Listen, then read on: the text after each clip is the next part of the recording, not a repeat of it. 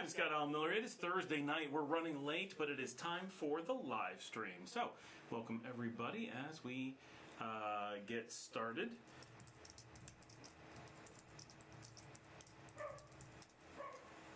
And of course, people need me right as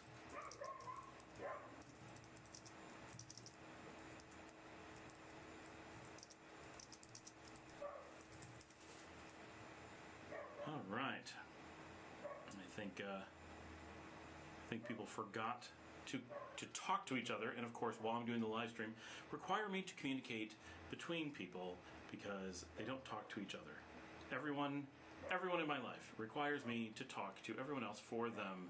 D. Gilbert is here. Happy day, Scott. Hope all is well. Things are well. Just been working a lot. Jan's here. I'm in class, but still here. Let me find that share link. Make sure we get this out on the inner tubes. Do people still say that? Of course not. They never said that. That's just a silly thing. And feeling a little bit tired, but we'll probably get energized as we get going here. Won't be so bad.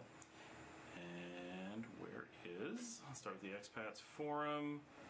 Boom, get that out there. My dog just escaped. He's back now. But we just found him running around outside. So that's just fantastic. We don't know how he got out. Trying to figure that out. And it's the dangerous one, the cat killer. So we got to be really careful of him being out there. I don't think anything happened.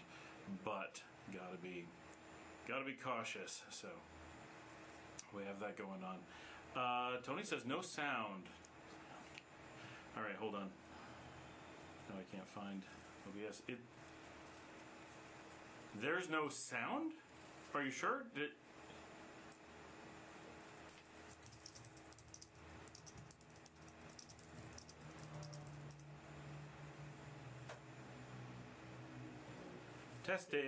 Testing. Please someone respond.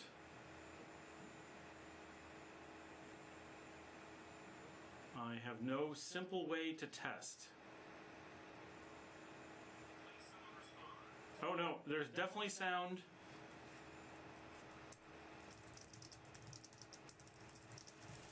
Yeah, I can, when I turn on YouTube sound, it's definitely playing sound. So if there's an issue, it's either between you and YouTube or it's something with your setup. But you can't hear me because because you can't hear me, right? That's the issue with sound. But if you see subtitles, I will speak slowly and clearly. There is definitely sound, it's something there. Maybe restart or check a speaker or something. I am doing the dual broadcast this week where we have the wide and the vertical, so we'll see if that helps anything. I forgot to do it the last several times. I turned it on, and then the first time I did it, I think YouTube turned it on for me. And then since then, apparently YouTube has turned it off and made it kind of look like I don't have that option, but I definitely do. But you have to hunt for it when they originally had it, that it was just there. So that's super confusing, and I now know that I have to do that. Yeah. So, how's everyone doing? My week has been good, just very busy, and I am on shift right now, as I normally am, doing the show, and tons of tickets, but just things I have to process in the background, no big deal. How's everybody's week been? What you been up to? What have you been doing? What's everybody planning for the weekend? And so forth. Tiffany Does Great Things is here. Let's see, can I get into some of these groups and let people know that we're on? It is so hard if you're busy on WhatsApp to find anything, especially their groups. They are so hard to track down. It's really having spent less time in it and working with other things, it really highlights how bad WhatsApp is at keeping things organized and how little freedom it gives you. Like, it really makes you jump through hoops to try to find things. And yeah, I can search, but do I really want to search by every single group name that I'd like to have in like a folder or something? Like, pretty basic stuff that they're missing. Ice Cube says my sound is low. Does anyone else notice it as lower than normal? Do I need to move the microphone just a little bit? Does that fix it? As far as I know, none of my settings have been changed, but I'm looking. This is weird. Yeah, you're right. It does look low. So that's this.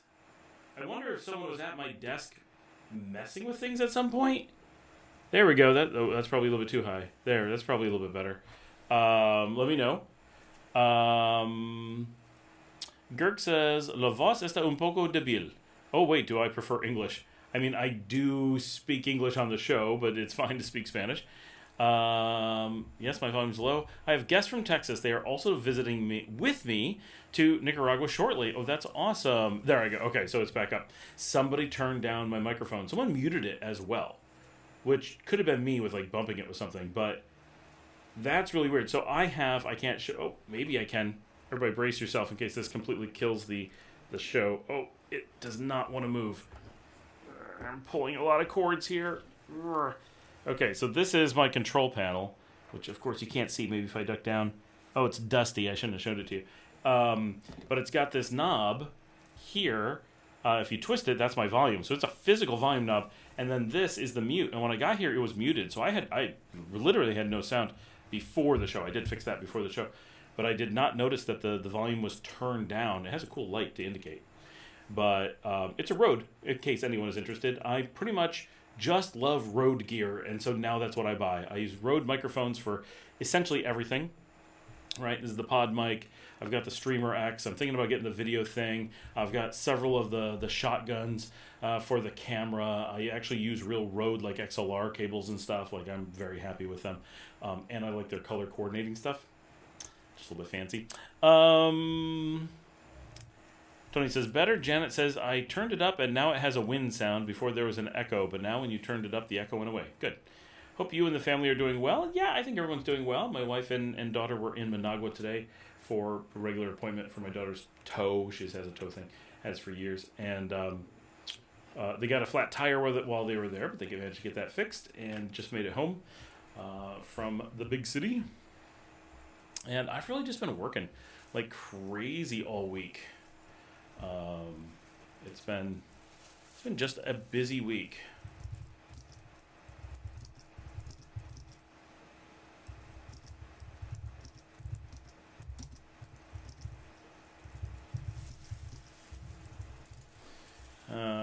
With a lot of work. I have a lot of work this month. It's a crazy month. Absolutely no chance for me to catch a breath with work. That is a bit much. But other than that, things are fine. And it's not like bad stuff with work. It's just work is really, really, really busy. And like I said at the beginning of this, like everybody, you guys weren't on, most of you weren't on. As soon as I hop on a live stream, people in the room right here and someone standing outside don't talk to each other, and they need me to coordinate. And this is the story of my life, that I am the in the middle coordinator for every conversation and thing. And so every single thing at work, every time something happens, I have to be like, okay, did you guys did you talk?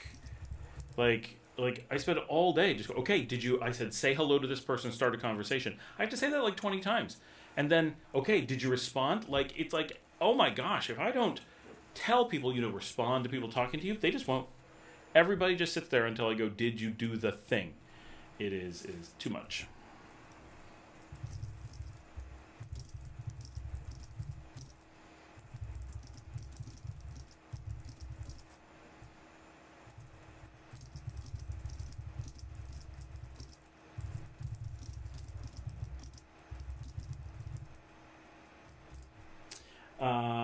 Girk is so much better. Yep, so I have some tea this week. My cough is quite a bit better. Still have it, but I have gotten quite a bit of time to hang out with my kids this week, which has been good. We're watching the most offensive show you could possibly watch. H2O, Just Add Water. It's a Australian from, I don't know how many years ago. Is it 2006? That sounds right, maybe. teen drama about mermaids and you say that's offensive, yes, it is ridiculously misogynistic to the most extreme degree. I can't think of any show that I think is so. It's so a. I'm going to complain about this. Everybody, come up with questions, or I'm going to complain about Australian teen soap operas. But the show is so unbelievably offensive about girls that every single girl in the show is one given superpowers, and still not one of them can acquire or hold down a job unless a teenage boy gets them the job or saves them at the job or simply pays them to stay home, and they never have to work a day in their life because their boyfriend pays for everything, because their parents can't.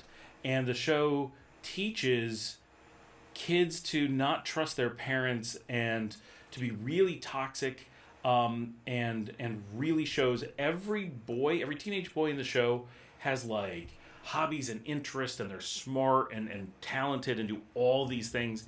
And every teenage girl in the show is super toxic and has no interest, can't hold down a job, are completely vapid, have every bit of drama is either just people not trusting adults, being toxic, and girls fighting with each other with drama.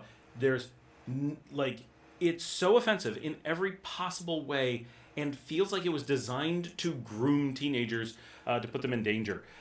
It's so unbelievable that Australia allowed this to be broadcast. Like, it's crazy. And it's sponsored by SeaWorld. This is one of the craziest things. SeaWorld is an actual sponsor, and the show portrays SeaWorld really badly. Like, with corrupt, criminal managers. Like, this show makes you hate SeaWorld, and you're like, isn't this supposed to be an ad? Like, it's really weird. It's not one of those, Scott's autistic, so he's said, no, I'm quite confident they portray every single adult employee of SeaWorld as evil, like actually evil. Like, they don't believe people, they're dishonest, they're breaking the law, they have to have, and they also portray everything as you can't call the police. When violence happens or you're in danger, if people are kidnapped, don't call the police, you can't do that. Like, weird thing. So why am I watching this show with my daughters? I wish they didn't want to watch it. They watched it in Texas with their cousins when they were little, and to them it's nostalgic, and it's the show that they want to watch. They're old, so it's like they're past the age of this like being a problem for them to see. But now, knowing what it's like I'm like watching it, they're offended too, right?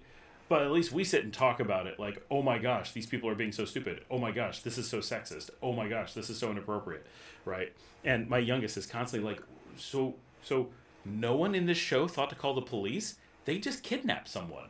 And they don't call the police? But if a girl goes for a swim in the afternoon, they do call the police. Oh, I'm afraid she's dead. No, she went for a swim. Like, 17-year-olds will sometimes disappear for more than 30 minutes at a time. Maybe you're not used to teenagers, but if someone's actually abducted and held at gunpoint in the basement of a boat, I don't know what you call that, the bottom of a boat, and taken out to international waters and their life threatened, no one says a thing. Not a thing, just let it go. Like, what? It is, and all the dialogue is so poor, all the stuff is so poor, it's just unbelievable. And it's one of the biggest shows ever from Australia. Like, other than Bluey. Where's my... There we go. So they want to watch it. It's the only show that right now that my eldest is willing to watch at night, so we hang out and watch that. We were playing Dungeons and Dragons quite a bit at night.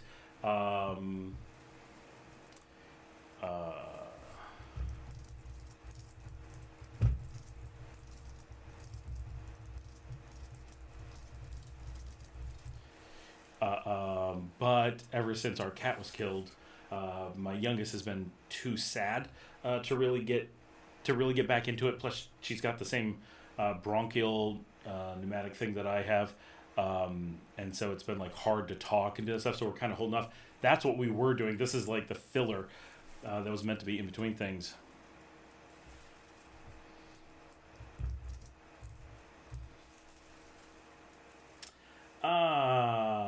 Dablo Escabud. See what you did there. Hey, coming down for Easter weekend. What's that like? Is everything closed? Are you kidding? It is the busiest weekend of the year. I highly recommend not coming down on Easter weekend. We say all the time, if there's one thing to avoid every year, it's Easter, because the entire country goes on holiday, and it is so packed that that's going to be insane. I mean, yeah, you're probably right. Some things are going to be closed. Like shops might be closed. But like the beaches are going to be wall-to-wall people. You won't be able to get into restaurants. You won't be able to get hotels. You won't be able to get anywhere near the water. It's absolutely crazy how busy it is. Like I've never seen this is a country with so little tourism on average. And then, so because of that, right, the beaches and such, they have pretty limited capacity, but most of the year it's no big deal. And then you go to Easter week, really, right, Semana Santa, which is the 29th to the 5th, and and we go from basically everything's empty to 10 people in a room at every single room, and every rate is doubled. Out on the beaches, places that are $30 will hit 90. You know, it's pretty crazy. Too late, the tickets are already booked. Where are you headed? Hopefully not the beach. Larry says, new restaurant opened in front of the new hospital. Don't remember the name. 2-level with balconies. Looks interesting. Need to check it out. Larry, did you get any idea of what kind of food it is? That sounds interesting. I need to get out there and check it out for sure. But Leon Town is okay then, Janet says, isn't it? We just never think of going to the beach, and I've been seeing a lot of European tourists in town, both older and backpacker age. Interesting. I've not really been in town. We're in San Juan del Sur and booked a resort Friday, Saturday to avoid the crowds. Okay, Granada should be okay. San Juan del Sur is going to be pretty wild. Luckily, that's not a Nika beach. I don't think it gets busy like the Nika beaches, but it'll be busy. Like, I mean, you're not going to escape it, but it won't be like up here. Like, I don't know if I've ever actually been to Semana Santa. Even when we lived there, all of us leave during that time. All right, Larry, we'll have to keep an eye on that. That's a balcony. Sounds cool. And that's a nice area up and coming up there by the hospital. So that's where summer is and a bunch of stuff. Reggaeton Fiesta. I mean, everything is a reggaeton fiesta here, right? So, yes. Okay, the little escape artist has been sent in. You got in trouble. He somehow, we don't know yet because it's dark, managed to get out of the fence and go cat hunting. So, yes. Come here. Come here, Trouble. Clive. Oh, he knows he's in trouble. You gonna come say hi? There you are. Why did you escape? You haven't done that in years. Years. Who are you? Come here. Come here. I'm gonna pick you up and put you on the show. Oh, there's the boy. There he is. He's my baby. Yeah. We don't want you to escape. You gotta stay here. Looks like he's crying. He just has a eye booger there. He's not crying. He's happy. He went on a little adventure, and now he's a little bit sleepy. You still smell like skunk. It's been over a month. You still smell like skunk. And he's going to come in here and sleep with his sister and have a nap. Oh, he's such a good boy. He's so sweet. He'll hang out for the show, but I can't hold him the whole time. Well, maybe I can hold him for a while. I mean, here we go. Saw the Reggaeton Fiesta. Expazaz is almost on time. Janet says, oh, that place, that was a bar and a couple of food places that was open, and it closed, but I can't remember the name. It's open again, called La Cantinita, but it looks like a bar open now. Is that... Oh, there's a place we used to go over there near there, and it had a balcony. I wonder if it's that. Dablo Escobar says, amazing, thanks. Tiffany says, I literally just said trouble is here. Yes, he is. Oh, look, I get kisses. He's so sweet. I love you, too. Yes, I do. He's 5. He was born in Texas. He's from the Boston Terrier Rescue of Dallas. but we got him as a baby because we worked for the rescue, and so we got him. He's so sweet. He was the little tiny runt. He's the tiniest Boston I've ever seen. Have I been to Esteli? Yes, been to Esteli a few times. It's a nice city. I have some videos on it. I haven't spent a lot of time there. Sorry for the weird angle that I have to talk at now with the dog. Look, he's got his arm around my neck. He's like holding on. You're so sweet. When my girls and my daughters, watch TV, he curls up on the couch between us and just likes to be snuggled. And at night he sleeps with me and is always very snuggly. He gets under the blankets. He gets cold. Huh, you get cold because you're little. You're the tiniest Boston. Yes, you are. Look at you. You're so happy. He's like, oh, that's the stuff right there. That's the stuff. D. Gilbert, what is Matagalpa like during Easter? I've not been up there. I would imagine it's not bad, right? Places like Matagalpa is where people go from to go to the beach. So you'll probably have like not that many people in town. The people in town will be heavily like going out and stuff, but there won't be people going to Matagalpa. It's not a destination during Easter. Patricia says, there's the star of the show. He's the star of every show. Every show. Yeah. And you can hear him in the distance. That is the puppy barking at somebody. Tiffany says, "Oh, she's talking about you. You get the awes." Janet says, "The one that had pizza that Marcella knew the people who owned it?" I don't mean the Italian place. I don't think so. There was a club that was 2 stories. I don't know if Marcella knew the people that owned it. That too long ago, I can't remember. The Italian place had pizza. They were really good. They were in that area, but they were a single story. But they did not make it. Oh, Doblo, thank you. Is that for the dog? That's you. You earned that. You earned it. More info on Esteli. Only there for 2 days. Hoping to see some tobacco plantations. Yeah, let me swing him around. I'm just gonna put him on an arm. Oh, he's happy to just. There he is. He's happy. Oh, the big sister's coming over to harass him. He'll probably leave now because the dingo's here. We call her the dingo. She's a blue heeler, so she's part dingo.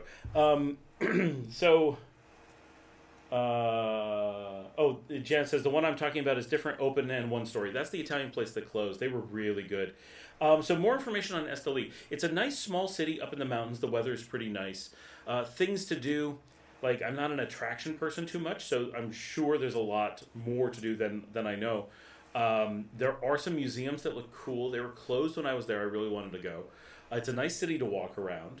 There's, these days, plenty of food, plenty of bars. Not a ton.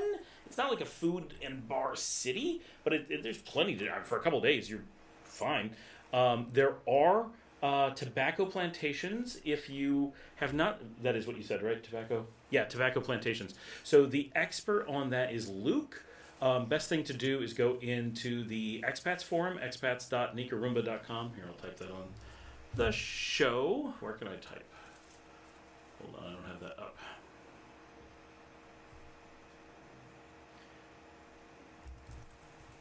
Yes, Janet, the fancy dentist. That is, are you sure it's dentist? I think it's a car wash. Roomba.com.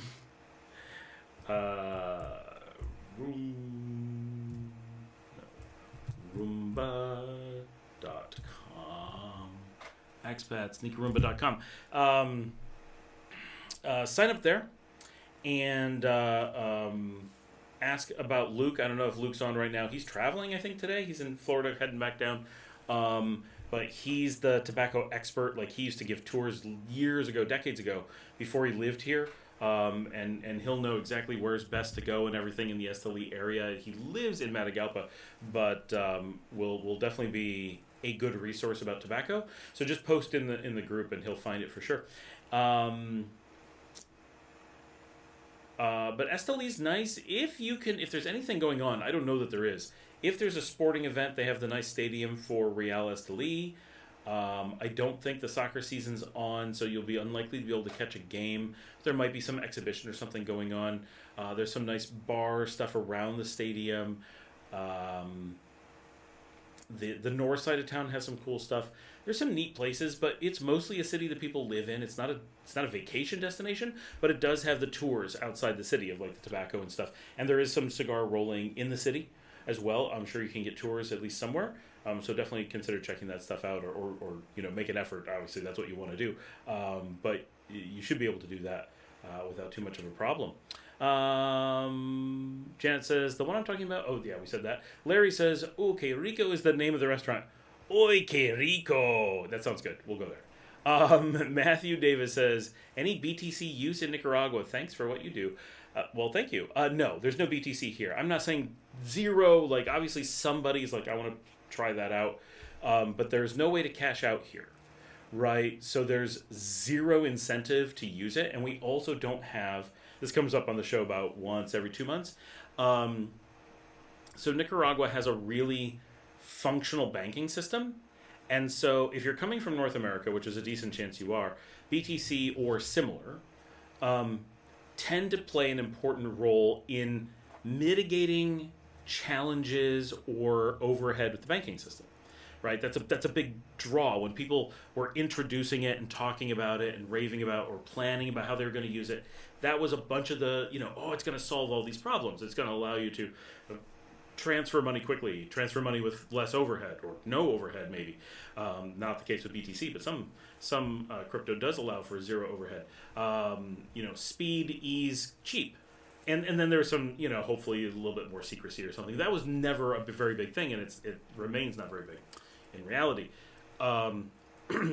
So the challenge then for BTC or other cryptos, if you come to Nicaragua, one, there's no easy way to buy it. Two, there's no easy way to sell it. But beyond that, we don't have those other limitations with the banking system.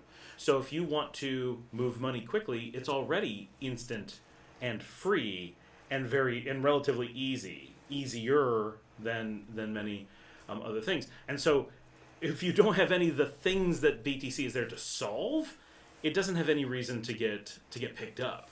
And it's a very cash heavy country as it is. We take credit cards and stuff, but cash is used. And the same, I know other countries that have tried to go digital in the region that I work with, specifically in these issues, and what they found is that people if you don't have electricity and you don't have signal and you don't have training, this is not a country that uses computers heavily.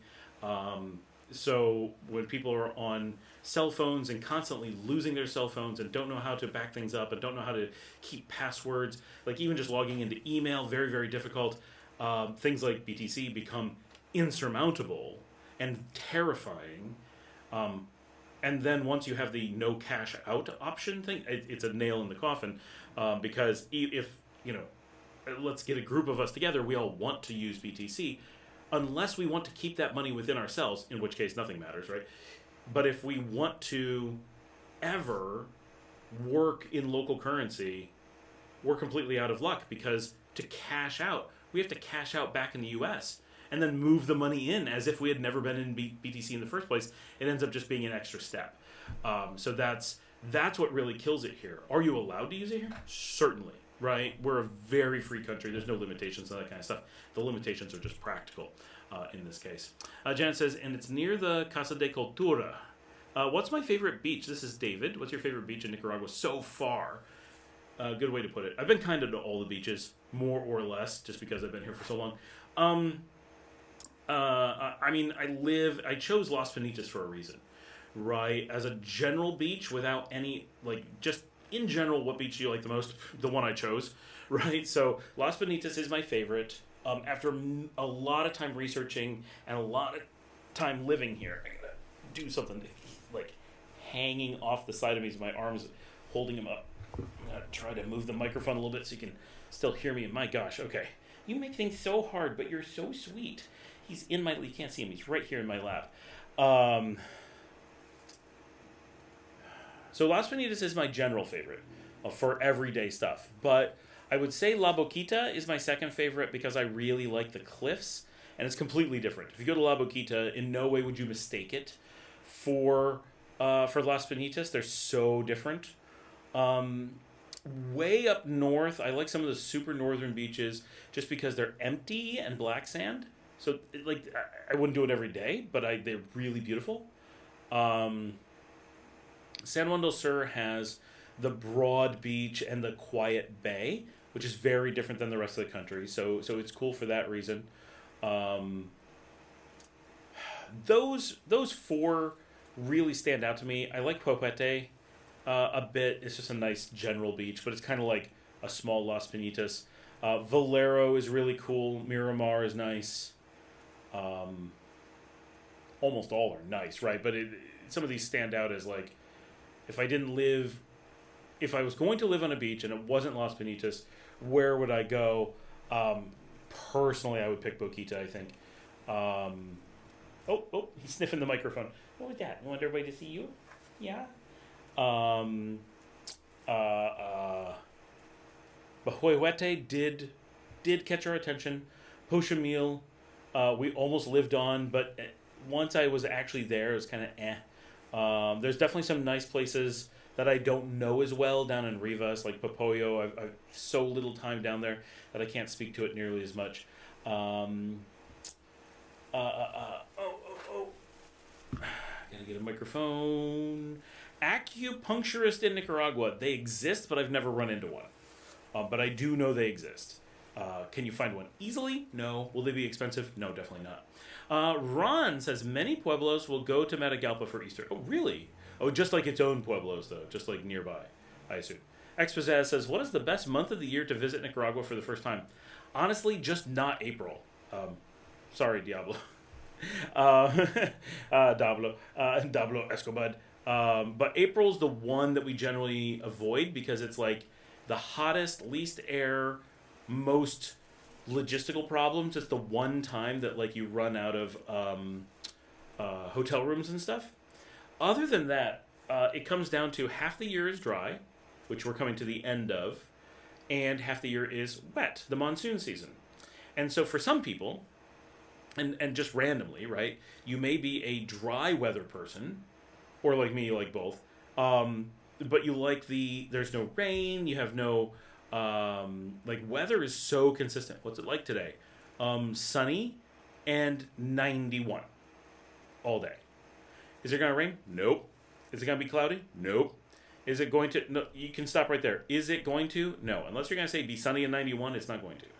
And then when the monsoon comes, then we have for 6 months, is it going to rain today? Yes. Is it going to rain today? Yes. Is it going to rain today? Yes. Every day, every afternoon, it rains. And so... One, you can plan really well. It's just going to be this perfect weather all day long, but it's sunny and bright. And the other, it's more humid and a little bit warmer, but the rains break it. But rain in the tropics is amazing, especially we're a true monsoon country. So you get this amazing tropical storms all the time. They're so much fun. They're not as nice as Panama storms. Panama is my current all-time life favorite for like regular storms. You might get a better storm somewhere one time, but they like every couple days you get a storm that is just so nice. And if you're a pluviophile like me, like I just love a good storm. Panama City really, really does it. For some reason, just where it sits and the way the storms come through the buildings, it's fantastic. But we get, all of Central America gets really amazing storms. And so if you like rain or you want that change of pace, you want that weather variety, that's how we get it here. So a lot of people prefer the rainy season and a lot of people prefer the dry season. Other than that, you can come anytime. That is the only real factor that's going to change things. With the obvious, like, well, Christmas, there's some Christmas stuff going on or whatever. In the middle of the summer, you might hit a festival. But we have festivals all year long. There's stuff to do every night. So there's just... a lot, right? There's always something.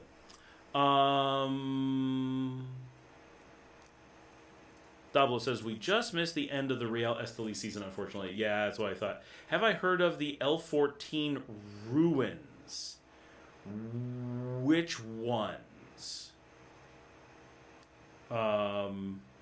Which L14? David says, Esteli has one of the best soccer teams and stadiums in Nicaragua. Definitely best cigars. Has one of the best soccer teams and stadiums in Nicaragua. It's definitely the best soccer team. It's definitely the best soccer stadium. It may not be as good as Managua and Leon stadiums, but ours are baseball stadiums. But for soccer, no one comes close. Douglas says, have all my cigar factory tours lined up. Okay, you're all good. Davio, My vote is November, low tourist season, more affordable pricing, great dry weather, and beautiful post-rainy season vegetation. Good thoughts. Nikki Della Rosa says, FYI, I went to 3 Esteli cigar factories. Needed an appointment for all 3. Can't just walk in. Got denial from all 3 all in one day. My bad. Oh, that sucks. Although, yeah, tours in general here, it's weird. We're not a big reservation country, but we're also not a big open everyday country. A lot of things just aren't busy enough to do that, or too busy, and then you always have to have a backlog, but generally. D. Gilbert says, there was a volunteer opportunity in Las Piñitas in April, a new hostel going up on the beach. I had to turn it down, though, because I thought it would be too hot in April. April is the hottest, but it's mostly just because of the lack of air, right? We're the same temperature year-round, within a couple degrees. But April feels the hottest because it's when the wind stops. Larry says, best beach in Nicaragua is Arenas Beach in Corn Islands. All right. Luke is here. There we go. That's Luke that you want to ask about cigars. Hello, y'all. Late to the show. A little jet lag and a full belly. Luke, are you home? Are you home in Matagalpa or just home in Managua? Double says, going to Popoyo. Will report. Excellent. Larry says, Padre Ramos Beach near Chinandega, also a great real fishing village. Cool. Esteli, but I can't find on a map. Okay, no, I've not been to L14 Ruins in Esteli.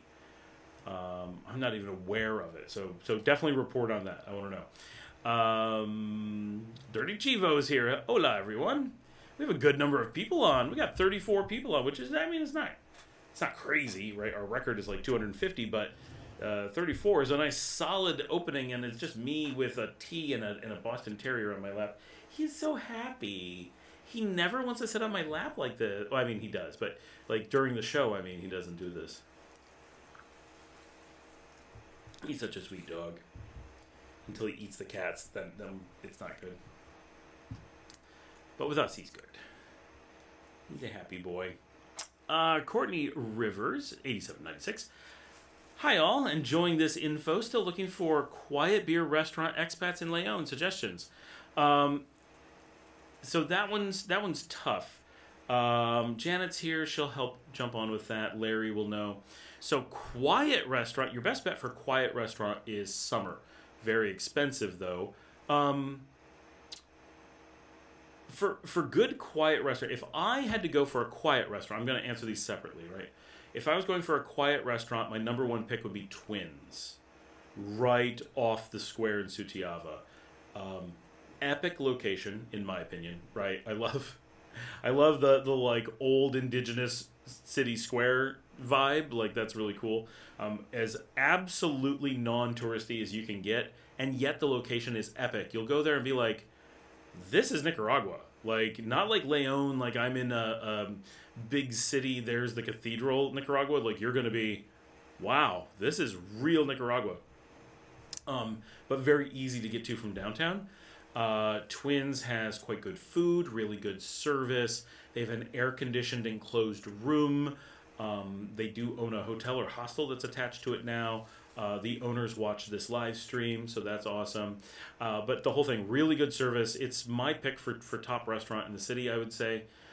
Mostly for the vibe and stuff. Food is good. Very little for me to eat. I've told they do good steaks, but keep in mind I'm pescatarian. But if I'm going for shrimp or I want a fancy night out, that's where I would pick. Obviously, Summer costs quite a bit more, has a very big seafood menu, but the prices are pretty crazy for what it is, but great service, big selection, and air conditioned and quiet, so that's nice. A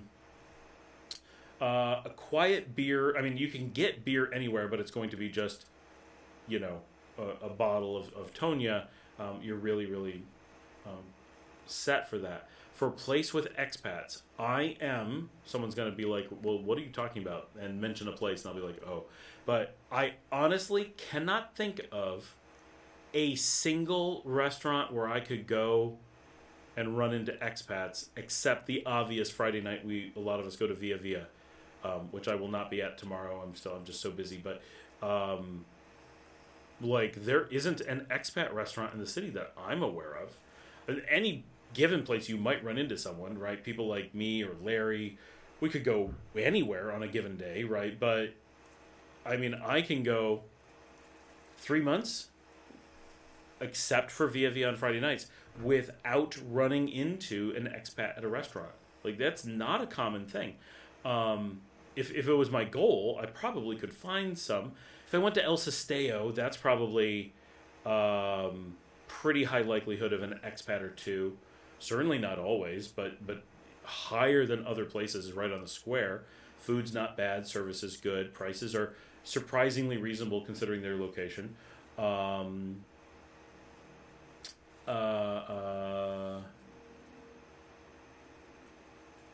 I think Larry just said twin steaks are very, very good, really good steak and shrimp. I've done the shrimp. I know that's really good. I did a dinner at Twins with Marcella and a few people from the community recently, and I think they were like, this feels like Europe. This is great. And the fact that it's one of the fanciest, one of the most like quiet, relaxed places, and has this European vibe, and is located just a couple buildings off of the ancient indigenous square by the Sutiava Cathedral, is like, what? How does these things go together? Like, it's such a the juxtaposition of everything is fantastic. So I highly recommend Twins. That's where I plan on, when we do an expat get-together dinner, I want to do it at Twins, just because it's such the perfect place to get together, and it's a place I really like supporting. Obviously, I like supporting a lot of the businesses in town. There's a few that it's like, sketchy, but Twins is one of those ones I really like sending business their way and helping support them. So, and they just do such a fantastic job. Good community partners, so we like that. Good places to hang out. You're not going to run into expats, but NL Vivero is a great place to hang out. Not quiet, though, right? The kind of places that when you go out in Leon, mostly it's very, very loud. Sestao is quiet on its own, but the square can be quite loud. NL Vivero is fantastic. It sounds like it would, because it's, nursery, like garden nursery is the name. Crazy loud all the time. Barbaro, always super loud. Basilica might be good. I know that as a restaurant it's fantastic, but it might be a place that'll be a quiet place for a beer. Antigua in La Barrio is definitely an option. These are higher end places, right? No, Luke and I have not taken our road trip yet. He got back hours ago. He just posted that he's on the ground and back in Nicaragua, so we have not had any chance to even talk about that yet. But he is home. He's home in Matagalpa. Boy, if anyone can think of places in Leon, that'd be good. But I cannot think of a single place to run into an expat with regularity. Not at all. And we don't have bars to sit at, right? Like, that's part of the whole, like, sit at a bar and have other expats sitting there. That's such not a thing here. Again, Via Via. I mean, the answer might be go to Via Via, but it's going to be, like, almost no expats, almost all backpackers who are just there for a little bit. Typically, once in a while, any of us could be there, but, yeah, not a thing that we do here. Jet Light Full Belly Papoyo Padre Ramos Cecily. I think this is the next thing. Am I collecting my Social Security in Nicaragua? I am not that old.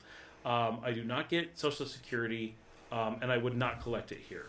My business partner has filed for his Social Security, but he's not getting it yet. But he has filed for it, so he's expecting it as early as next month, but could be longer. And but he'll be collecting it in the States. I can't think of many situations where I would want to collect my Social Security outside the U.S. Because there's no benefit to cutting ties with the U.S. the way there is with Canada.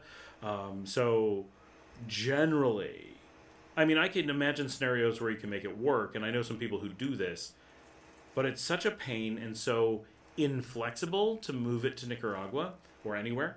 That unless you have a real compelling reason to do so, I would not generally think that that's a way to go. I totally get, like, well, I want my money to show up here. I want to, save steps or whatever. But sending your money to a foreign country foreign to the money, right? It may not be foreign to you, but to your money it's foreign. Introduces so many complicated things. And part of living in Nicaragua, this is changing, so maybe this will be a factor in the near future. But traditionally, part of living well in Nicaragua involves understanding how to leverage purchasing in the United States and banking in the United States and stuff like that as an American, or doing the same with Canada as a Canadian or whatever. And 40 people on right now. This is fantastic. Hey, everybody. And real quick, if you're watching, give a thumbs up. It does help the show. We really appreciate it. For example, for me, I don't get Social Security here, but I get my salary. So my salary goes into my American bank account. And then if I'm going to buy something big here, right, a house, a car, generally that's handled by the American bank account. In many cases, purchasing things here does not involve spending money here. If I'm buying a new computer, if I'm buying a building, if I'm buying, and I can say, like, as a real estate investor, the majority of my purchases did not involve money flowing through Nicaragua. It involved money flowing through the U.S., Canada, Germany, Spain, etc., but not here. So your mileage may vary, but if you move your money into Nicaragua, you have a big challenge moving it out of Nicaragua. There's a lot of overhead. But if you start with your money in the U.S., which is where it's starting from, I'm not saying money you make in Nicaragua, put it in the U.S. The general rule as an expat is you keep your money where it's sourced, you move it when you need it, right? So if you make money in Nicaragua, keep it here. Excuse the hiccups. If you make your money in the U.S., keep it there. And when you need it, take it out in an ATM. Or if you need a lot of it, move it in a big wire transfer to a local bank and then have access to it then. But let it do its thing. If you're going to do investing, you want your money to have been in the U.S. If you're going to buy things on Amazon, you want your money to have been in the U.S. You don't want the overhead of bringing it to Nicaragua and then sending it back. So leave it where it is until you need it. You minimize the number of moves. Plus, you protect against flexibility. What if you decide you're not going to stay in Nicaragua? Maybe you're going to stay here half the year, but not all the year. Or what if you want to travel heavily, or any number of things. Nicaraguan banking is very inflexible, very difficult to work with abroad. If your money is here, if your flow of money is here, you're probably going to be quite limited. But if your money is, now of course, if you're coming from like Liberia in West Africa, I'm sure then yes, move your money to Nicaragua. But you're saying Social Security, so we know American. The U.S. has this really powerful global banking system and currencies that are really heavily used everywhere. Like, you have so many advantages. Leverage them, right? They will lower your cost of living overall. It'll give you the power and flexibility to do any number of things. And even if every penny you ever are going to spend is going to be in Nicaragua, like, the worst case scenario is it's probably going to be a break even. There's almost no way that you would somehow get a real advantage by having the money come into Nicaragua directly from Social Security. And I know what some people just want to cut all ties with the U.S. They want to close every bank account, not deal with it at all. I understand. There's so many things in your life that will benefit from that flexibility unless you're super rare. Almost certainly you want to do that. Here's where we got up to the beer and restaurant question. I was out of order quite a bit. Janet says, quiet in Nicaragua are not a thing. Maybe the new Casa Lola. Oh, maybe. I've not been there yet. Janet says, I'm never going there. EPE Live. Hey, Scott. Wishing you the best. Massa Chapa is my favorite. I used to visit with my family almost every weekend when I was a kid. Peter Val from Messiah. Massa Chapa is pretty close to Pochimil. I've really not spent time there. I have been there, but very little. So a lot of people have said that's nice. That's true. I should spend some time there. Corey says, peace. I think it's blurry from here. Maybe he gave a rabbit. It's hard to say. David says, have you done the volcano surfing in Cerro Negro? I am not a volcano surfing kind of guy, but my wife and daughter have.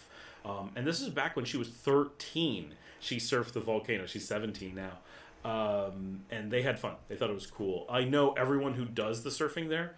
Obviously, I live in Leon. So very aware of it, but it's not. I've had no desire to climb up a volcano and surf down it. I grew up in New York. I went snow,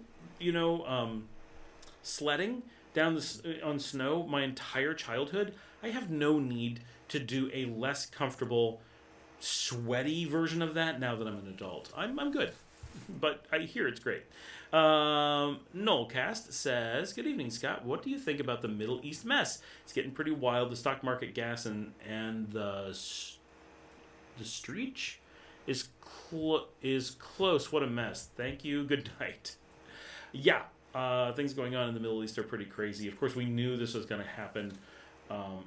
Right, the U.S. has not been hiding the fact that they're planning on trying to take over more places and disrupt stability in the region.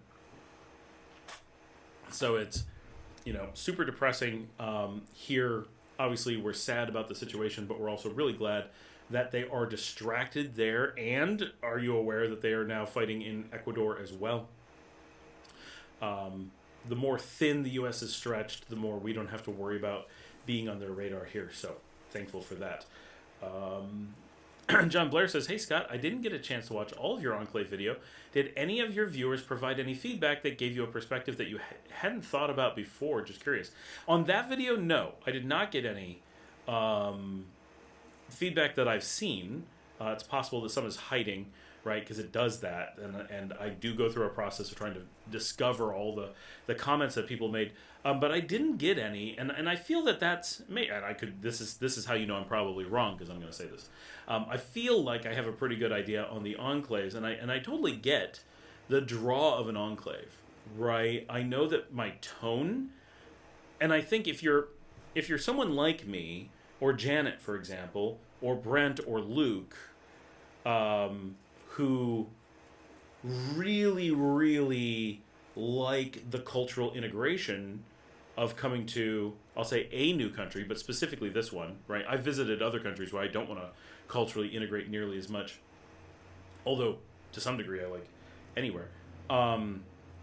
It's hard to describe an enclave in a way that doesn't sound super negative. But I think that's true. I think a lot of it's the listener. You may hear it in my voice, but if I was to print the words in text, I think if you're someone who is looking to integrate someplace, it's very difficult to describe what an enclave is without it sounding really negative. And if you're a person who doesn't want to integrate somewhere and really wants to have the legal, cost, weather advantages of a new country, a different country, and find the idea of like integrating in the third world, I don't want to do that, is how you think of it, then the things that I say sound really positive. And so it's my guess that it's the listener, the beauty's in the eye of the beholder. Opinion is in the ear of the listener in this case. I don't think I'm describing enclaves in an actually negative way. It's that if that's what you want, it sounds good. And if it's the opposite of what you want, it sounds bad. Just like a lot of people might be like, oh, the steak here is so good. Every meal comes with a big slab of steak. And if you're someone who loves steak, that sounds amazing. That person is raving about that restaurant.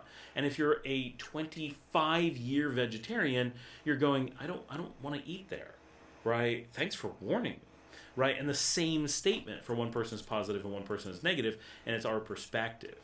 And I think that's how the enclave thing really plays out, because there's nothing inherently negative or, hold on, my leg is falling asleep. I'm so sorry, little boy. I gotta sit up like a normal person for a while. You can come back in a while. You go lay down with your sister. You're a good boy. You're a good boy. I love you. I love you. And I love you too.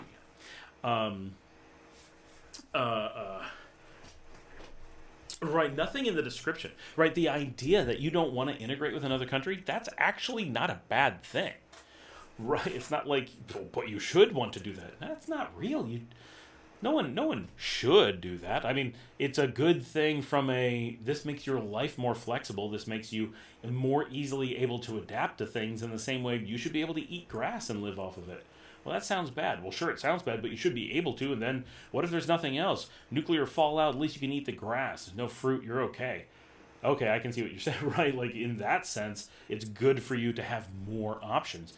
But it's not like you're a bad person or something by not wanting to integrate. Not at all.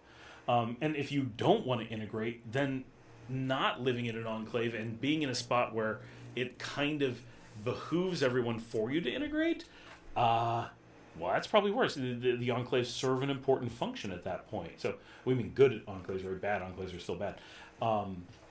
There are inherent dangers, but there's dangers with anything, right? You want to live in a war-torn country. Well, it comes with dangers, right? But you got to take the good with the bad. You can't have big things without any negatives, right? Or everybody would do it. So, yeah, enclaves pose some risks, but they also provide a lifestyle that integration does not.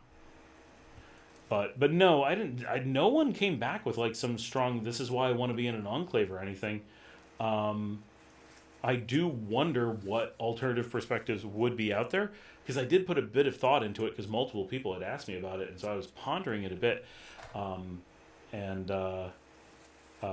But I think the biggest thing on that video was that the one person who asked about it, I think they really weren't interested in an enclave, but didn't realize that what they were saying they needed didn't come without one. Did that make sense? Corey says, I have a debit card from my Nicaraguan bank and use it during my travels working on cruise ships. It's a dollar account, never had a problem. I mean, it should work fine, right, if it's Visa or whatever, but it's an extra step, right? There's some things that require U.S. banks. I mean, if you can have both, that's the ideal. Brent says, to have a conversation in a Nicaraguan bar or restaurant, just use sign language. Right, it's so loud. Tim in Nicaragua says, I went to Cerro Negro. I highly recommend it, even if you do not want to go boarding.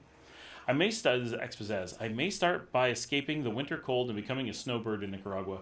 So I'm interested in advice on the best, safest, and most affordable areas for a few months. Well, so best, safest, and most affordable is always Leon. Right, best is very subjective, but we're the safest and the most affordable. Now, the thing that's tough is, for a few months is not cheap in Nicaragua, right? If you only come for a few months, the cost and complications of Nicaragua skyrocket in really surprising ways. And I think that's one of the reasons. So snowbirding, if you're coming down for 6 months at a time, and you are getting a storage, so if you're buying a house and keeping it year-round, that works. If you're renting a place half the year and have some way to have it rent the other half of the year without disrupting you the other half of the year, and you have a place to keep your stuff in storage, that will work. But if you're looking for cost savings, for really being affordable within the Nicaraguan context, right, it's always more affordable than, say, going to Prince Edward Island for the weekend. Then some things are, you need long-term rentals and you need them unfurnished. You need to own your appliances and furniture. Those are the things that'll keep your costs down. And then you need to be a little bit creative if you're going to snowbird to do that cost effectively. And like I said, if you own a place and pay for it year round, but then, well, why leave, right? Like you're paying for it to be so cheap. Why pay to be somewhere else? But if you're renting, then you have that challenge. So finding a bodega or somebody who has some extra space, and trust me, there's loads of people, that you can be like, hey, I'm going to pay $100 to store all my stuff for 6 months and just lock it in a room, make sure no one gets in, and I'll come pick it up in 6 months when I'm back. Somebody's going to be like, I had space making no money, and now it makes me $100. I would have had to have rented that out and had someone living there and only make $80 a month. Sure, that's more money, but then I have to put up with this extra person in my house. But your appliances and chairs and TV aren't going to, rob them when they're not home, or use the food in their fridge without permission, or play loud music in the middle of the night when people are trying to sleep. The neighbors are already doing that. I don't know that it would matter, but it's a pretty good deal for someone who doesn't want someone living in their house or can't find someone, as like all you got to do is store your stuff for $100. That's awesome, right?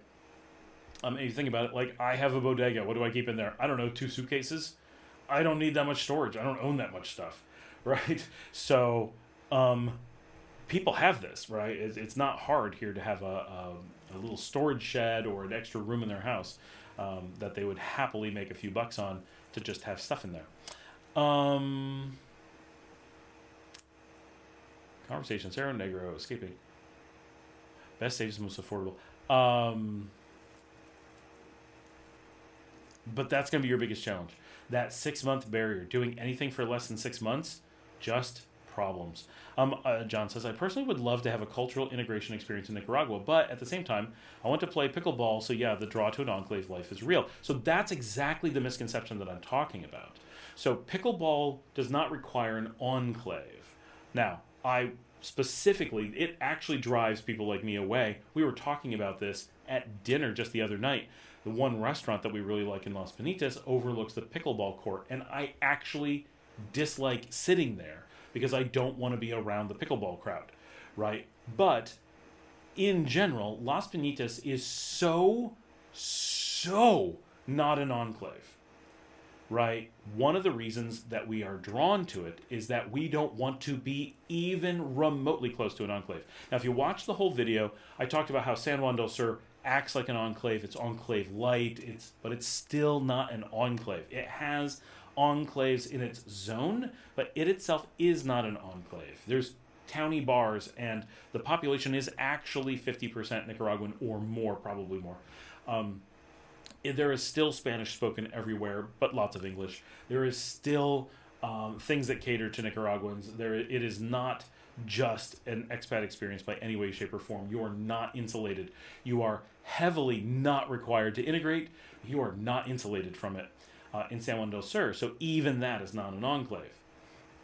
But it's close enough to an enclave that I went there with my business partner. He made it 3 hours before he said, I will never visit here again. That was it. We were out. And we were looking to potentially buy there, and we were looking at investments and stuff. And he's like, I don't want to do business here because I don't want to have to visit my businesses here. Right, was one of the reasons we didn't buy a hotel there, because we had a great deal come up. Now, I don't dislike it as much as he does. I'm perfectly happy to go there for a few days at a time. But he's right. Wanting to live there is too close to an enclave, and it would not make me happy. You aren't going to integrate. We chose Las Penitas because it had essentially none of that feeling. We did not choose it because there was any number of English speakers. There are enough, right? You want to have some English-speaking expat friends. They're there. But we are extremely not an expat beach. We're extremely not a enclave in any way, shape, or form. There's not a single... I think, well, maybe the little tiny Polish place, but so tiny. Nothing caters to expats, right? An enclave is everything's for the expats, right? A true enclave is everything is for the expats. In a practical enclave, it's almost everything is for the expats. And when you go to Las Penitas, I own multiple places there, right? Hotels, I've had restaurants. I know basically every restaurateur, basically every hotelier in town. And the number that cater to expats might be 0. That's probably not true, but it's basically 0. Every business is for Nicaraguans. And some expats go there, but it is not an enclave. But we have pickleball right in the middle of town. So, right, like it's easy to go to a bar and run into expats. Absolutely. It's easy to go play pickleball. It's easy to get into a pickleball tournament. It's easy to, you're far more likely to run into someone who speaks English there than in the city. But if you want to walk into the village, like you can walk away from the beach. As someone who lives there, like the issue of you're always going to be seen as a tourist doesn't happen, right? We're very integrated with the community, and it depends how you behave on the beach. You can definitely make yourself kind of set apart, but if you want to be integrated, like it's a small enough community and few enough expats, I mean truly not that many, you certainly can find it to be a very Nicaraguan experience. Nikki Diller, what are dangers in enclaves? So a few things. I did some videos on this some time ago. Went to jail for that or whatever. Was a one. So the biggest risks of enclave living, especially in a place like Nicaragua, is that the expats have an extreme degree of capability to run scams on new expats, and in many situations, they have a very high incentive to do so. especially in a country like Nicaragua where you're not allowed to work. And because it's right next to Costa Rica, and we have a tendency to get a lot of expats, especially in enclave zones, right? Enclaves attract the people who don't want to be part of the country. So this is an important framing, right? So if you're someone like me or Janet or Luke, right, or Brent or Tim in Nicaragua, so a whole bunch of us that live here, right? One of the reasons we chose Nicaragua is because we love Nicaragua. Right, we looked at the map and we tested places out. Janet's lived all over the world. I've been to 40 countries, lived in 8. Luke's been all over. Right, I know people have been to lots of places. We're picking Nicaragua as our permanent homes because we love it here. Right, culture, the people, maybe the weather. Not me, some people. You put these things together, and we're making a very conscious decision that this is where we want to be. And there's plenty of people who are like, oh, I love it here, but I kind of have to be. But because Nicaragua is so safe and cheap, it does have the potential to get a reasonable number of places, of people, a reasonable number of people who really can't go anywhere else. They can't afford it. This is where you go when you're desperate, right? When you're coming to a country, anytime, and you love the country, you skew away from enclaves. When you're going to a country that you aren't choosing, that you're there for some other reason, someone made you, it's where you're able to go, you meant to be somewhere else, and you didn't want to leave your culture, but you had to leave your home country, whatever, then you're going to skew towards enclaves. So enclaves, while they have people who are I'm just wealthy and didn't want to be in that country anymore, and so I'm here, they're not your problem. Right? What your problem is that, especially here in Nicaragua, especially in the south, especially in San Juan del Sur, is you have a lot of expats who either wanted to be in Costa Rica and couldn't afford it, got booted from Costa Rica for some reason, and so it's often seen as the failing out of Costa Rica town. This is where people go when they're desperate and Costa Rica wouldn't let them stay anymore, or they just couldn't afford their bills. And that's an oversimplification, but enclaves are where those people go because they didn't want to be here, right? They want to be somewhere else. They're stuck here, more or less. If you take you're stuck here and combine it with desperate, which is often how they end up here, you have people who have very high capability to do dangerous things to you with a lot of incentive. You are their cash cow. As a new expat. People like me are not, right? They steer clear of me because I'm dangerous to them. I'm likely to be like, wait a minute, what you're doing is illegal and I can call the police, right? And I'll have a lawyer show up, which they're not prepared for, right? But an expat who's new, doesn't have a lawyer, doesn't know when things are illegal, has no idea how to call the police, and doesn't know who's established and who's not. They don't know whose toes they're stepping on. They don't want to play that game. It's dangerous as a new expat. And so they very often take advantage of that. And this is so common that you get communities that take advantage of that. And the example that I think is unfortunate, but there's a great place that plays out is the Allison's Journey. And you should watch her videos and watch my commentary on them. And yes, she and I spoke, and her friend Nicole and I spoke about it.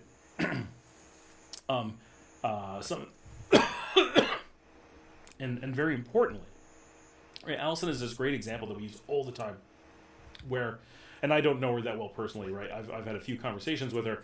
I don't know her long term, but every indication I get and every person I've spoken to, very nice people, very nice family, nothing bad, never did anything wrong, right? I'm sure they did something wrong, but, just nice people.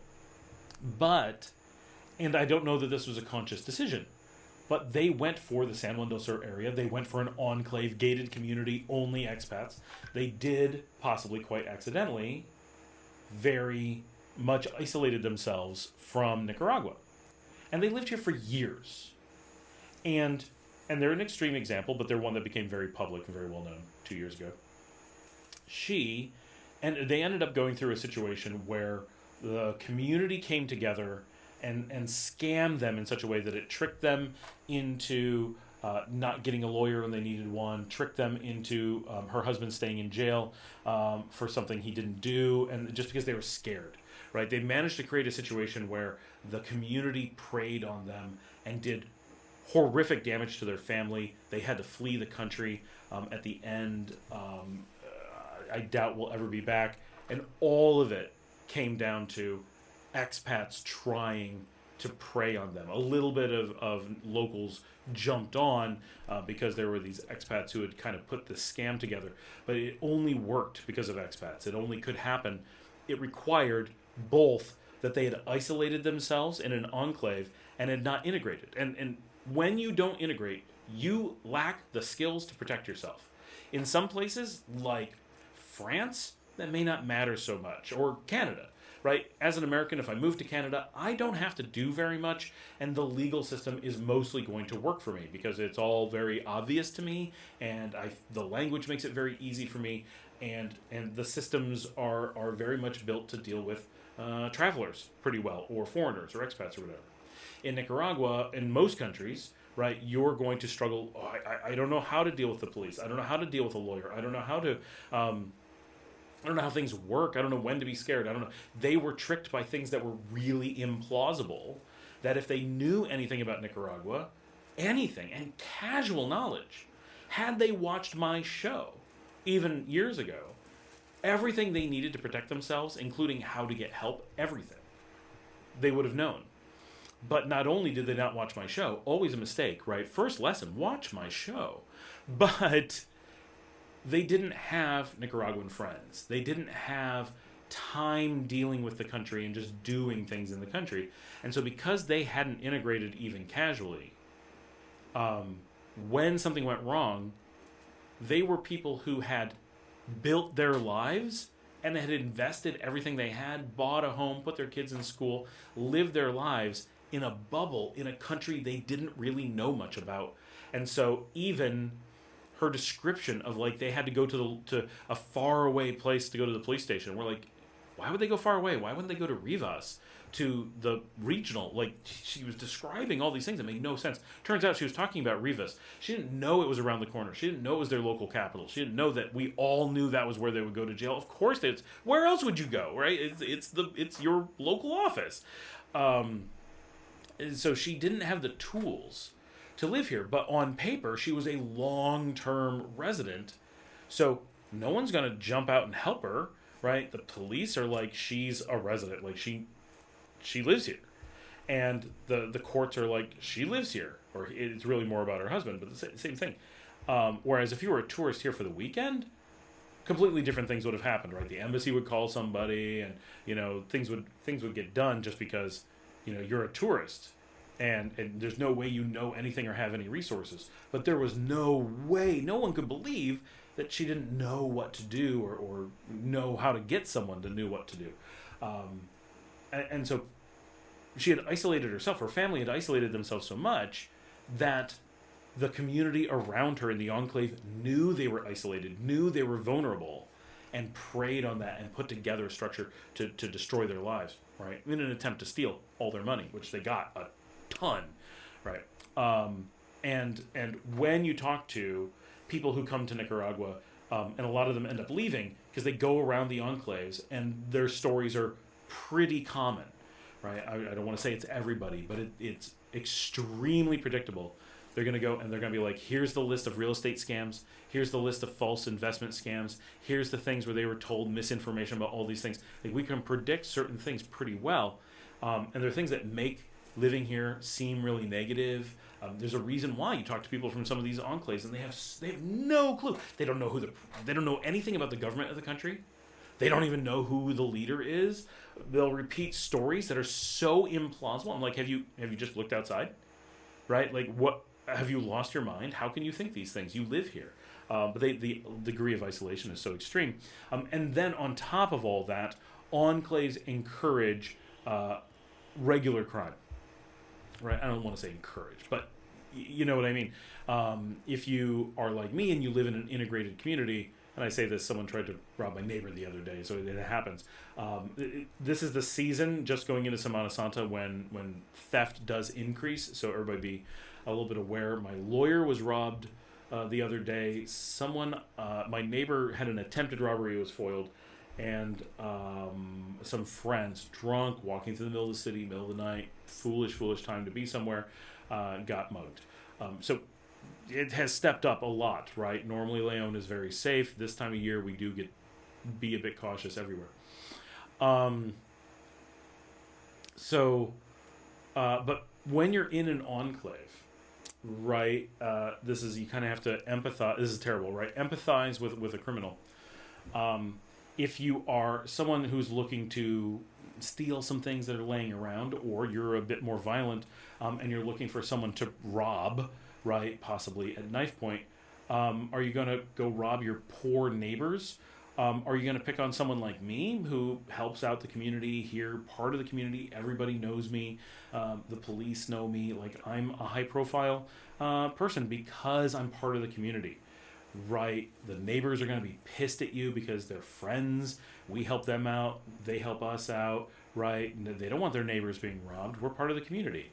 So that's going to go over poorly. Or do you rob the obviously rich people who are so rich that they can afford to live in your country but not do anything in your country, and don't care about you, and have decided to put up walls and isolate themselves to the point where they're not involved, right? Enclaves make people who are criminals or would be criminals feel that they're the more ethical target. Right? Are you going to steal candy from a baby or from the old drunk guy who's just staggering down the street? Well, if you said, I had to get candy, at least I didn't take it from the baby. You'd be like, all right, that's okay, right? Are you going to steal bread from the woman who just sells bread on the corner, or are you going to steal it from a big bread factory or a big wealthy grocery store? Right? It's still bad that you had to steal bread, but one is certainly not as bad as the other.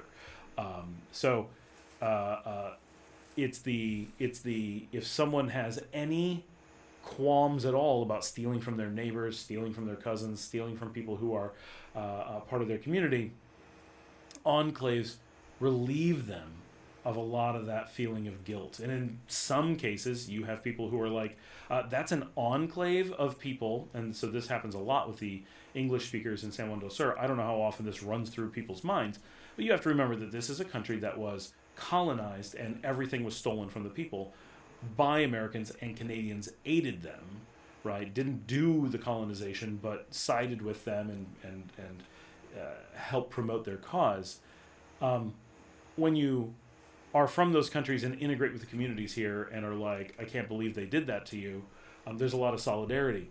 When you come down and isolate yourself in an enclave, it doesn't take much to think, why do they get to live in these nice houses and in an enclosed thing, and they don't have to learn to speak our language, they don't have to become part of our culture, they don't have to do these things, but they stole from us. They're living well because they took from this community.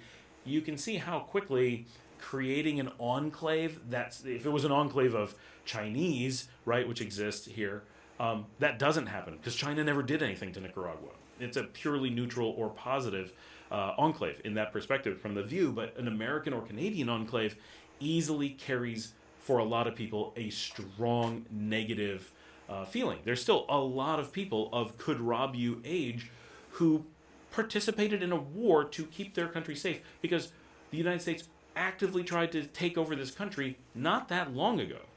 And so when a country that has colonized you and slaughtered your people and tried to starve you out and is currently starving out your neighbors on the island nearby decide to live in an enclosed enclave, they advertise that they might be the place where not just you won't feel so bad if you rob them, and they very likely have lots of money, but also all of the Nicaraguan neighbors both care way less. Not that they don't care as much, and you've isolated from them, right? This is the danger of isolating from your neighbors under any circumstances. If you're in a community, you watch out for each other. But when you stop being a part of that community, you don't watch out for them, they don't watch out for you, right? Oh, did you hear the guy on the other side of that wall got robbed the other day? I don't even know who lives there. Is there a house over there? I don't know. I don't care, right? It has nothing to do with me. That's another world. That's an enclave. I live out here in Nicaragua.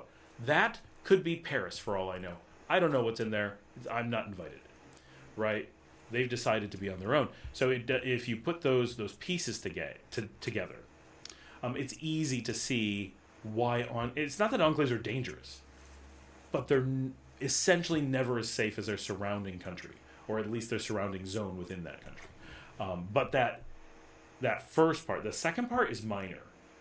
The first part, where expats see other expats as easy pickings, is so common that it just assumed in enclave communities that is what you do, right? And there's a reason why they call San Juan del Sur the big southern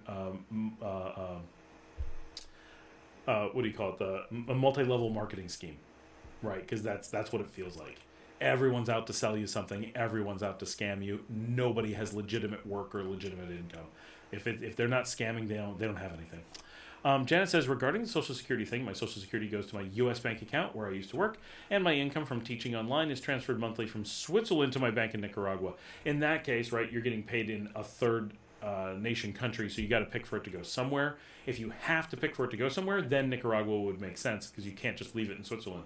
Maybe you can, but probably don't want to, because you're not going there. Do you get paid in francs? That'd be really cool.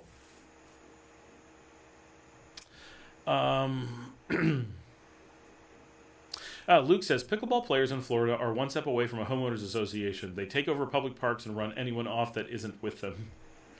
Their places have banned it in California. I wish they would ban it here, just because we don't want to hear people talk about it, honestly.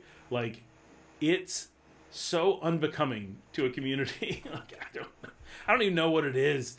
Like, I don't understand why people, it's like tennis, but you didn't want to say so or something. I don't know. Or ping pong on a huge scale. I'm lost. Brent says, something about the weird popping sound of pickleball playing drives me crazy. Expazaz says, remember to give everyone a thumbs up. Or remember everyone give me a thumbs up. Larry says, Mike's place has good food with quite a few expats there at Enkantiki. When it's an expat activity, I see a lot of expats there, but most of the time I see Nikas there. But that's Enkantiki on the beach in Las Penitas. John Blair says, yes, pickleball popping is obnoxious. I can only imagine. I'm just addicted to the game. David says, how's your Spanish coming along? People ask me that all the time. I speak Spanish on the show and on TV. Pretty good, right? It's really not too bad. But watch me on TV years ago, and you'll see me. That's my most stressful, doing live, like Channel 8 morning show in Spanish interviews. Those are, but I don't do like my hotel. My hotel's gonna be on. Oh, I should send a link. I'll put it in the expats group. One of my hotels was on Channel 8 2 days ago, and then another one is gonna be on in a week or two. They're filming this coming Saturday. Again, Luke says, I was just loving my personal pizza, ensalada caprices y té de Jamaica for 360 cord. Haha, vida e bella. Love that place. Courtney says, okay, Scott, good place for beer in Las Penitas. Nope. That's where we had one, and it closed because nobody cared about beer. Everybody just wants the same thing. The best place to get a beer is at Puesta del Sol. They're the only place left that does Moro Potente. They have 1 or 2 on tap. We used to have 11 right on the beach. That's not a thing. Sitting on the beach, not a thing. So they're the only place with good beer, other than, everyone has Tonya on bottle, which is good. But if you want something special, that's the place. If I was going to go to the beach and get a beer, I would go to, oh my gosh.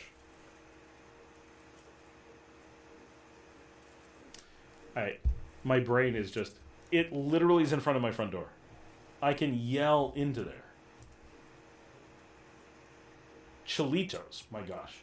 Chilitos directly across from Simple Beach Lodge, which is just a hotel, so there's nothing to do there. But Chilitos is the place for locals and those in the know to hang out in Las Penitas. Are you going to find a lot of expats? No. Expats are most likely to hang out at Playa Roca across the street, but if you want like a good place to hang out and have beers, none of us do that. It's all at Chilitos. Puesta del Sol if you want food, right? Really good, but they cut their menu. They had amazing homemade pasta, all kinds of stuff, and Nicaraguans just don't do variety or unique food, so they basically became a pizza place. Excellent pizza, but it's just not what it was. I'm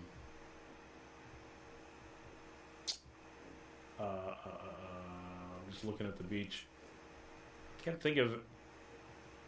Those are the places I would go. When I'm there, I used to eat at my places all the time. Honestly, my places were great. They're not coming back, so I'm very sorry. My kids were so sad. My business partner the other day asked me where to get a good fish sandwich in town, and I was trying to think. I'm like, I know there was a place. And then my daughter is like, yeah, it was our place. And I'm like, oh my gosh, that was our place. I'm very sad because I loved eating at my own restaurants. We did serve food I really wanted, and it just... Nope. Now I really don't eat on the beach much at all. But Puesta del Sol, if I'm going to be on the beach, that's where I eat. Or if you want local food, head down pretty far. It's Cafe Del Mar Comedor. Everybody says they're pretty good. I've eaten there. It was pretty good, but it wasn't like, woo. But it was good. Yeah, that's kind of it.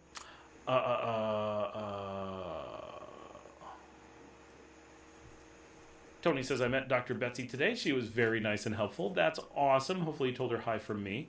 I think she knows everyone who speaks English is there because of me. And I'm there because of Mike at Encontiki. But Betsy's awesome. Courtney says, and place to eat and stay in Las Penitas. I guess I answered that. To eat, you definitely want to go to Puesta del Sol. And to stay, you want to go to my places. Obviously, Simple Beach Lodge and El Escondite at Desperados. So if you go to Puesta del Sol, right here, let's bring up a map. Hold on. Not to use this as a platform to advertise my place, but come on, at some point. I never tell people to go there, but if you're heading out to Las Penitas, like right now, go stay at my place. We've done so much renovation, and it's bring up the maps.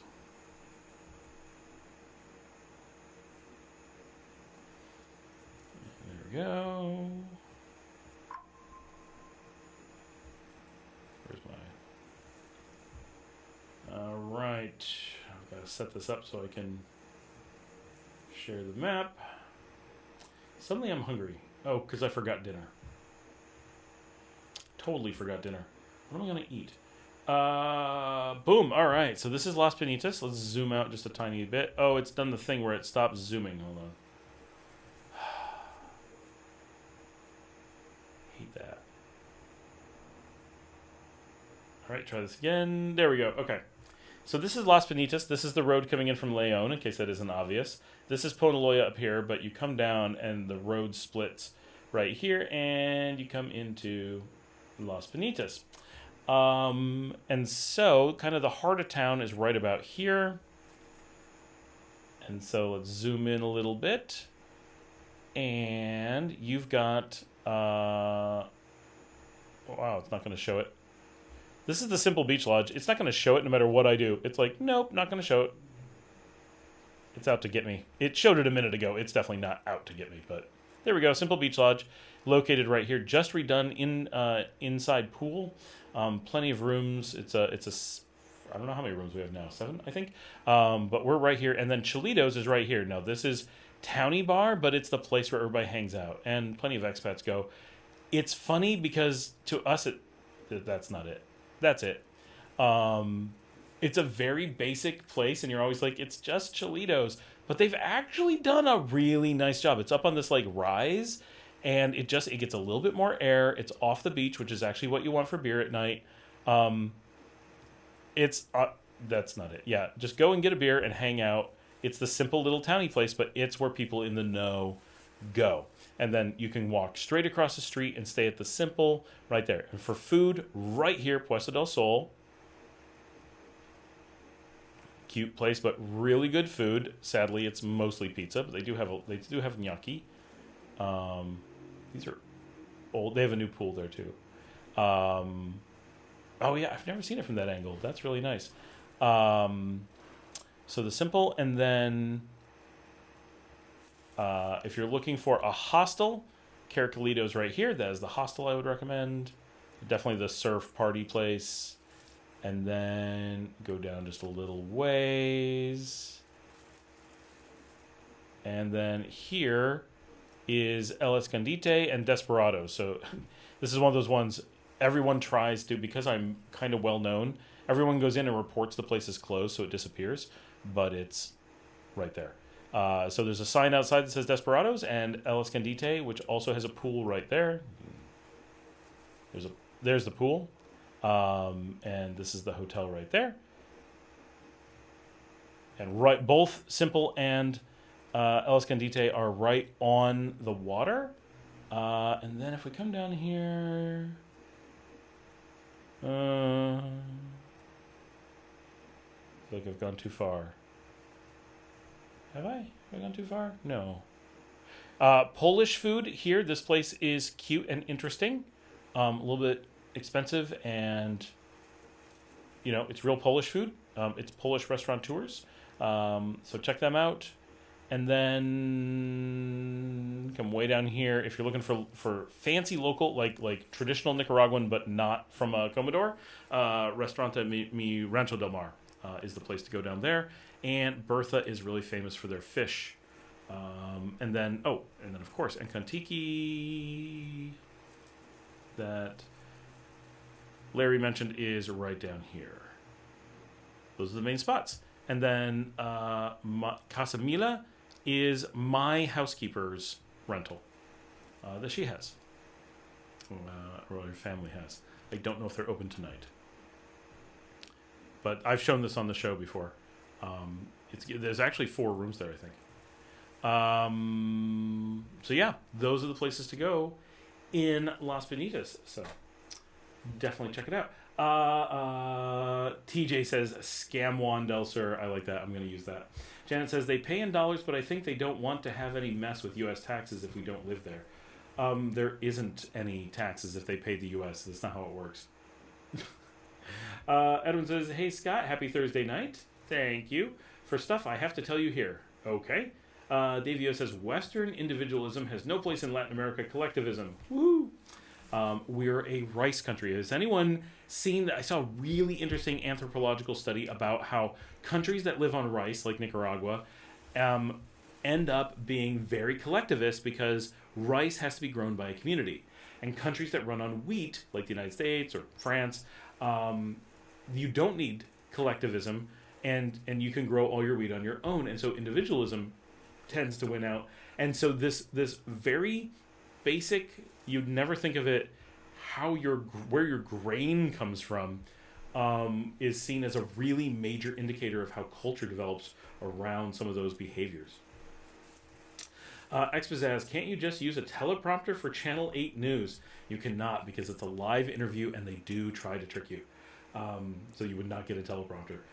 Edwin says, on Saturday, February 28th, the people of Managua said goodbye to the iconic Ron Flor de Caña sign that was located in the Metro Central Rotunda, as 3-level overpass will be built. It's the end of an era. Oh my gosh, I didn't realize that was going away. That was a classic sign. And 3 levels at the Metro Central. I mean, okay, Metro Central is an ugly spot of the city, so I guess that's a good place to put a 3-tier overpass, but that kind of sucks. That's going to be a lot easier to drive through, though, because that rotunda is crazy. I mean, the sound has an echo. Are you guys getting an echo from me? What should I do? That's Healthier Life said the sound has an echo. Is it because I'm too loud? Should I be really close? Should we do it like this? Edwin says another overpass will be made at kilometer 10.5, Carretera Messiah, at Carretera La Haguitas, entry announced by the government last week. Also new overpass at Cuesta El Palomo. I heard about that. That's right in front of Marcela's old house. That'll be interesting. Ciudad Sandino, ampliación of las Piedracitas. Ampliation of Las Piedracitas and Los Brasiles highway intersection. Yeah, El Plomo, it's going to be a little bit sad for me because El Plomo is such a part of my Nicaraguan history. Like, that intersection, I've walked it so many times. I take the bus there all the time. Like, really going back to early 2022. It's only so long, right? But it's an air... Everybody see the carpool? That was funny.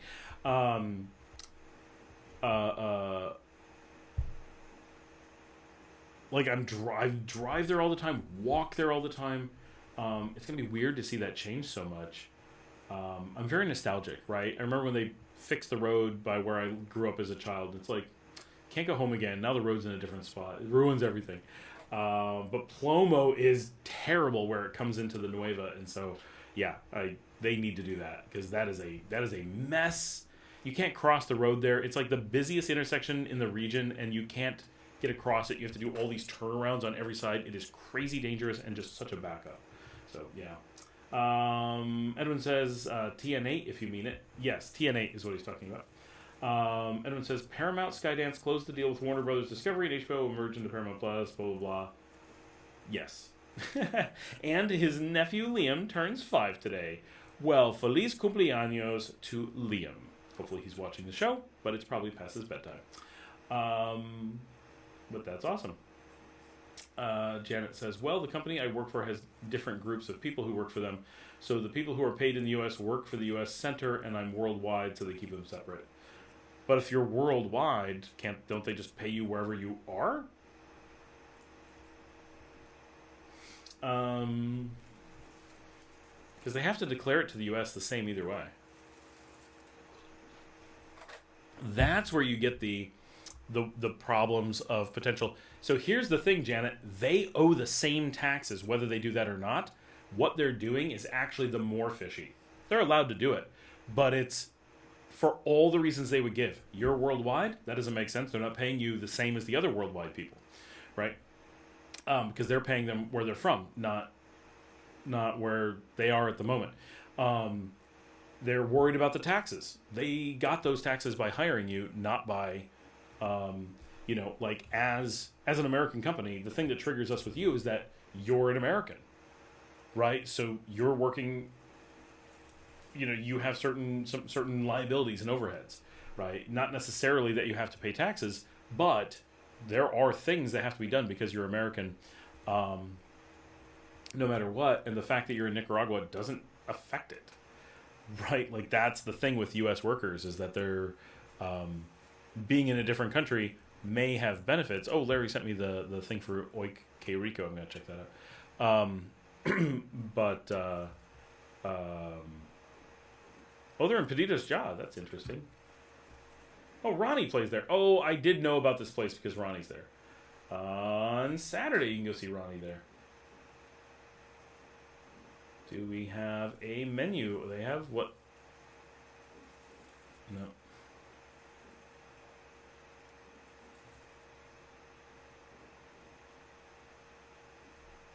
Do they just have a menu? Doesn't look like it. But they are on Perdita's Jaw, so we'll go check them out. Let me bring them up.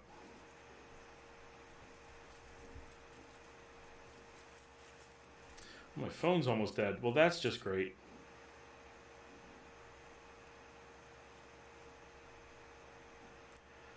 Oh my gosh, Perdita's Jaw, just let me open the...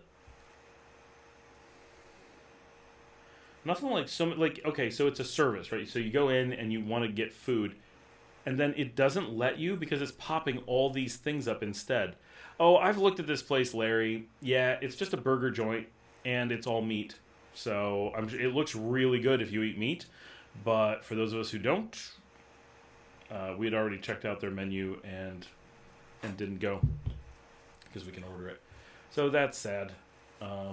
Always the challenge for us here. Everything's meat, and almost no one offers a non-meat option for things. All right, let's get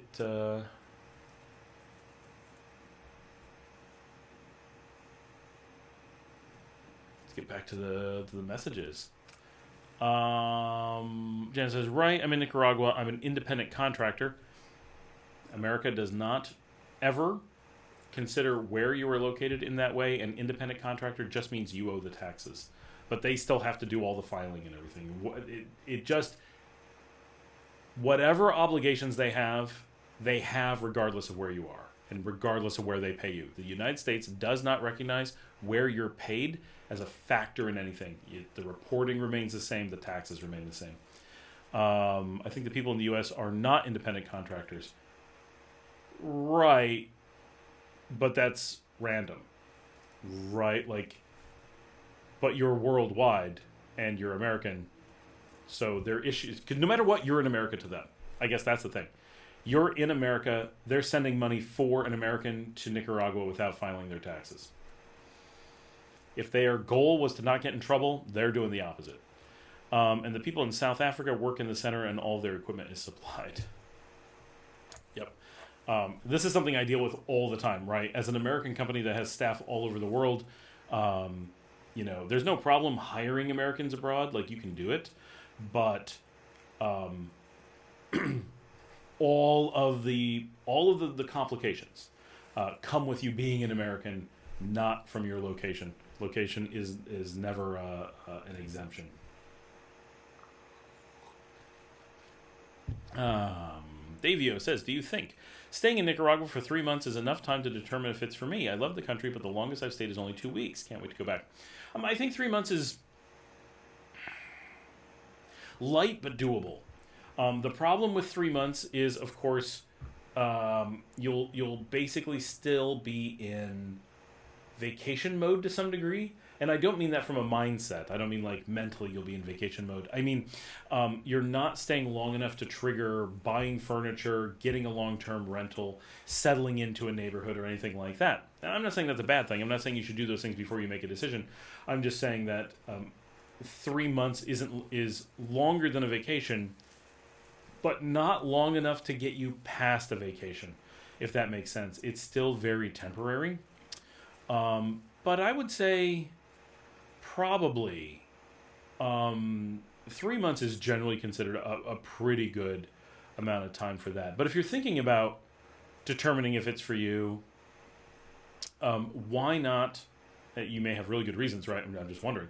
Why not do it open-ended? If you're doing 3 months with the possibility of it being permanent, with the expectation that it's going to be permanent, why not just come down, make the move, and then if it's not for you, leave when it becomes not for you, whether that's in 3 months or 3 years or 30 years. This gets into the, I don't know quite how to phrase this. This gets into the, often there's an assumption of lock-in when you do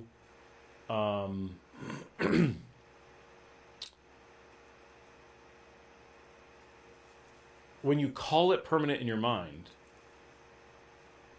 one thing happens, and when you don't, another thing happens. But from the outside, whether you're staying 3 months or longer, if you're coming for 3 months with the intention of staying, you've moved. At that point, just move. Right? I guess that's what holds you back from just making the move. And then if it turns out you don't like it, just leaving. Janet says, but maybe they are doing what they are supposed to do, but they have lots of different units and they have been in business 60 years in lots of areas of education. It's just the contract. Some lawyer or accountant made the decision along the way, but I like having the split bank thing.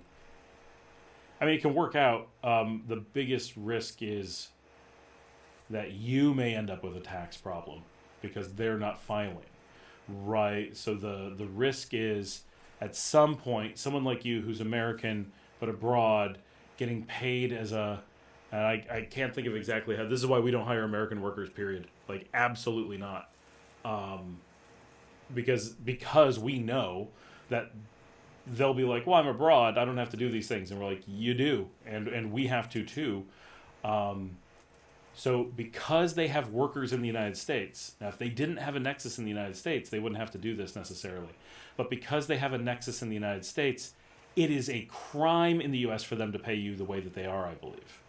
And that's the thing that gets us, is because we're an American company. If we weren't an American company and had no dealings in the U.S., we could do all kinds of things. But if once you have employees in the U.S., you have a nexus, and you're bound by U.S. employment law. And so they, I believe, must file a 1099 for you and pay the appropriate amount of taxes and report your taxes to the government, which you would end up owing zero, but they have to report them and all that. It's their obligation because they're an American employer and you're an American. Everything else is smoke and mirrors. The one thing about the same time period of staying is, yes, move and wait the full year since the seasons are different. True. I'm filing as an independent contractor, so it's mostly that I have to pay double on the Social Security tax plus the taxes as a business owner. Taxes as a business owner? What? Oh. You have to pay the employer's portion of the taxes. That's normally how we phrase that. I know. I understand what you're saying. Yes. You owe extra taxes when you're on 1099. So as long as you're filing it, right, but they could get in trouble because they are your employer. They have to file that as well. And if you... The upside is, because they're doing that, it actually gives you... Because you're a full employee, right? They're going to tell you you're an independent contractor, but under U.S. law, you're not. So that's the... they are allowed to pay you, right? As an employer, you have the choice to pay on 1099 or W-2. But whether someone is a employee or not is not determined by that paperwork. They're determined by how they are directed and stuff. And you know, are you given set hours? Do you... can you do whatever you want for work, or do you have to work as directed? Do they require certifications? Is it steady work, or is it just for a few weeks? But it's U.S. operates under duck law. If it walks like a duck and talks like a duck, it's a duck. And so that's one of those things that the way that places get into trouble is they do 1099s and then are like, you're an independent contractor. You're like, no. You're using independent contractor paperwork for an employee. It's not the same thing. They can't call you a contractor. If they called you a contractor in the U.S., that's employment fraud. Now, it's only so much fraud if they don't fudge the books. Most places do that to fudge the books. And I've had some pretty big places, like the world's biggest bank, pull that crap on me. And I'm like, you don't get, no, I'm an employee and I get all the employee rights. You do not get to say I'm a contractor because you set my hours, you make me come to an office, you direct my work, you give me the stuff to do, I'm permanent. The fact that you hired a third party to pay me under 1099 is only going to up your guilt because it means intent for defraud, not accidental. And they're like, shit. But they all think that people will accept the independent contractor thing. It's I don't know why. It's so common in the U.S. That I'm surprised that people don't just know about it. But wow, Wendell Sanchez, thank you very much. Much appreciated. I'm just noticing some video games on sale for my kids, wondering if I should get them something. Cozy games my kids love. Me too. I wish there were more games that did... You know what's funny? I'm going to get distracted by video games. Is I really like video games, but never get to play. Games that I like are often... like mysteries or adventures or things that often go dark. Dark meaning like dark themes and stuff. But I really like happy, cozy games. So what I really like are games that have this like really happy, cozy vibe, but you do things like role play or solve mysteries or something like that that you don't normally associate with cozy games. When you can find those two put together, that's when I'm at my happiest. And that's why I'm super interested in... I'm thinking about starting... And this is probably a really stupid idea. I'm thinking about starting a TTRPG channel because I want a place to... And I do this often, right? I'm going to start another channel so I can talk about things. And that's like, I can only find time to talk about so many things in a week. And so when would I do that exactly? But... I've been into TTRPGs for like 38 years. And one of the things I was thinking about as a topic is what is making me in 2025, 2026 so interested in getting back into them more, like really getting into them. And I think a huge piece of it is that a cozy or rustic vibe is becoming a popular thing within the genre, and the overly dark overtones so popular in the past are not nearly as dominant. And just that little shift is like making me really happy. And so maybe that's all it is. But I think it's interesting, right? So it just came up because there's some video game sales and games that my kids want. Anyway, Luke says, as I posted on the WhatsApp channel, just flew yesterday. Pre-TSA and global entry are fully staffed. Employees stated the shutdown was only for a day. All right. Wendell Sanchez says, hi, I'm a Nicaraguan living in California for 24 years from Esteli.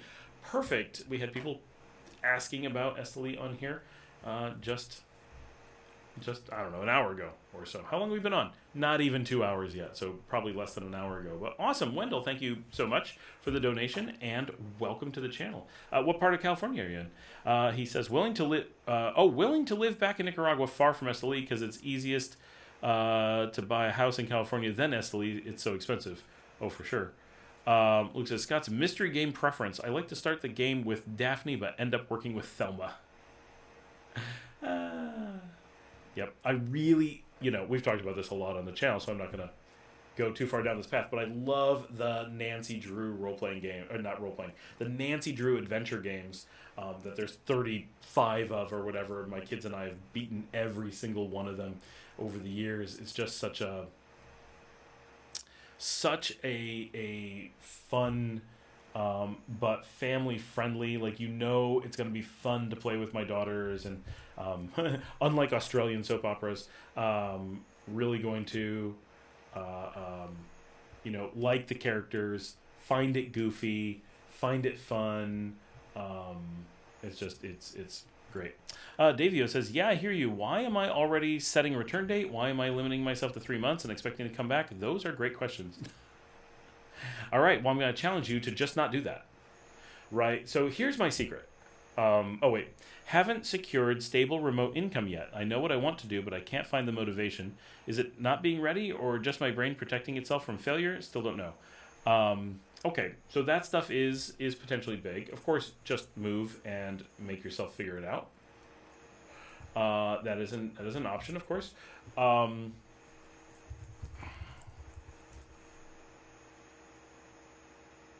Yeah, stable remote income is a big thing, and I did the same thing for a long time.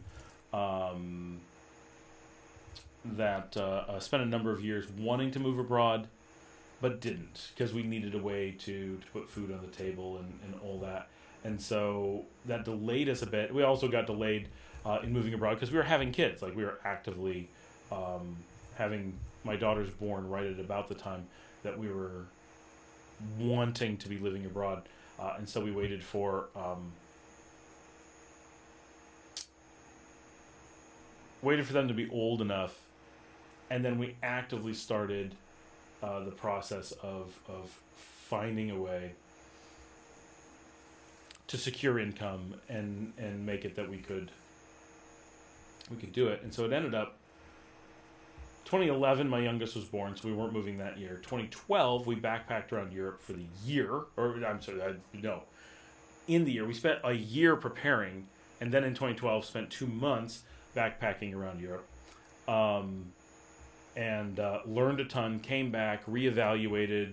My wife and I did our first travel podcast for a while. I think it was kind of popular, and I think it was really well done. I really enjoyed doing a podcast with her about our months abroad. It was really cool.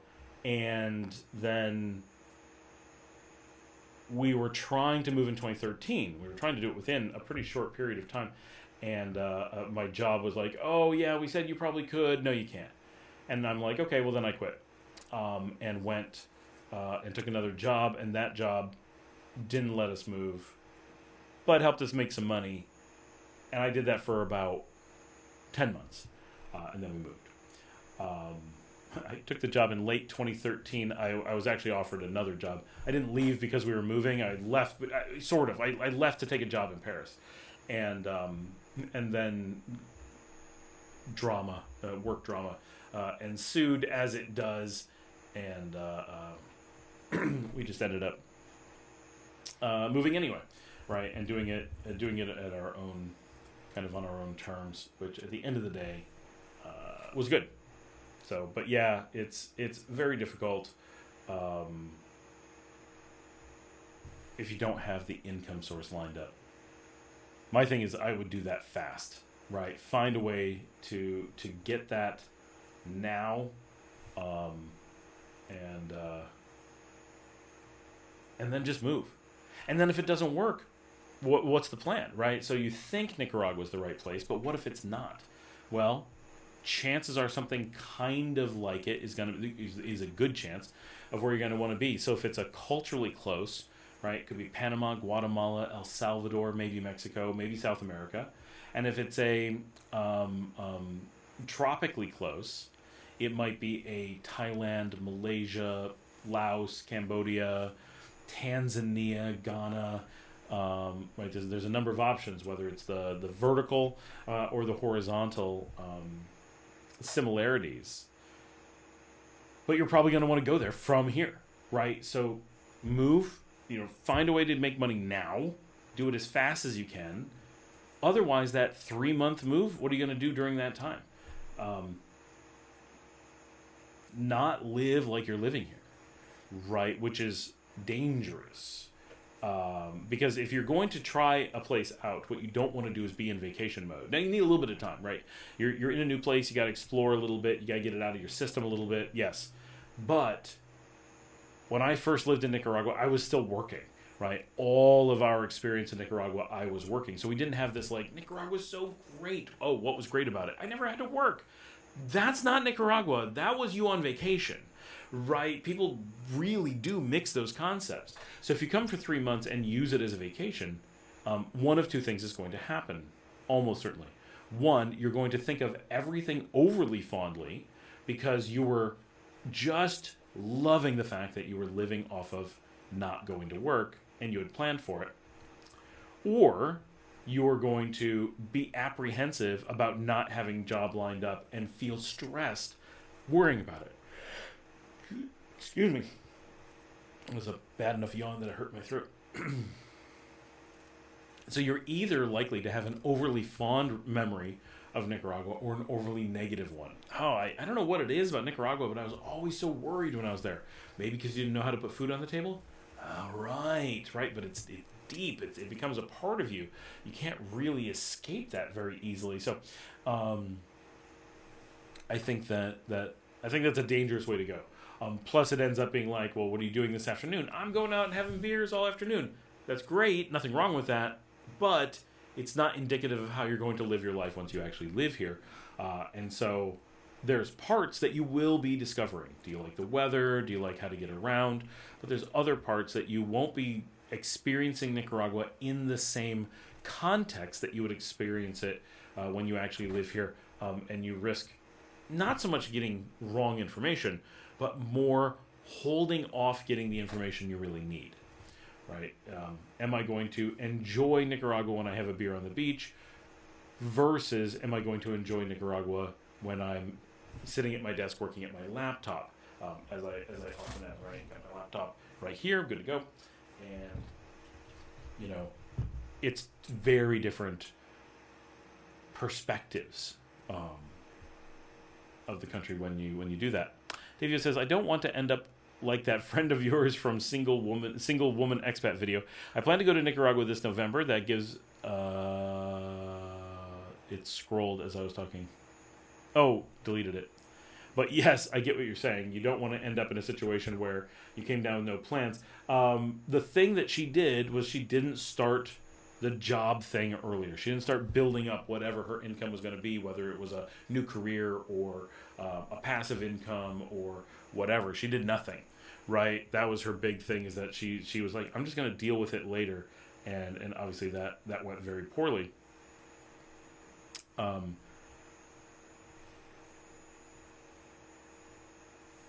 So the only real solution to that, I think, is taking action, right?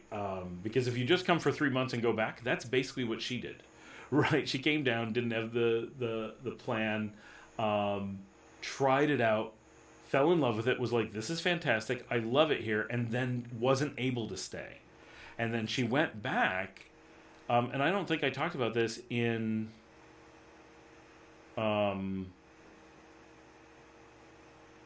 I don't think I talked about it in the video, that When she left, the expectation was she was leaving to come right back. She was just going up to sell some things, do some final prep and whatever, and she never came back. Once she was back and away from it and was spending money really quickly, it was, well, now I got to save up and get a ticket back. Now I've got to, figure out that job thing and do whatever. And it became a barrier that hadn't existed. She had already gotten here, and she had done so much of the hard work that having to do it again just became tomorrow. And the same thing that got her into trouble in the first place came back, which is she was procrastinating. She was pushing it off. And so once she was back home and doing that, there's all that pressure to, well, don't go back yet, hang out with your friends, go visit. And of course, you want to go visit family, you want to do things, you want to tell people about your time away. And I get it, right? When I lived in Europe, when you get back, you do give up a bunch. You're full of travel, right? And you're ready to hang out with the people you've missed and tell them about your travels, and it's all this fun, or whatever. And then it's like after a time, like, man, I got to get out there and travel again. Well, sure, people go through these cycles. I think it's inviting failure to kind of do it a come and go back if you don't have all the pieces in place, because you end up not making. So what she did was she didn't make a life here in any way because it was vacation-y. She didn't put down any roots. She made some friends, but not many. She didn't get to know the community per se. She did stuff, like she wasn't behaving badly or anything like that, but she wasn't like finding her hangout. She wasn't really spending time trying to develop her own clique. She wasn't really coming up with what is her life going to look like here. Instead, it was, I like this place, I'm enjoying it, this is so much fun. And then reality hit. And when she went back, she had loved her time here. And she kept referring to it as my Nicaragua and my La Barrio. Like she was really emotionally attached. But she wasn't physically attached in any way. She had everything she had brought to Nicaragua, she took home with her in her luggage. Everything that she had done was rented. Everything was just ephemeral. And so when she was back home, it was easy to just forget that it was so easy that she had just been there. I don't know. Kind of rambling, but it really felt like it was too easy to do nothing. Right, that's the hardest thing.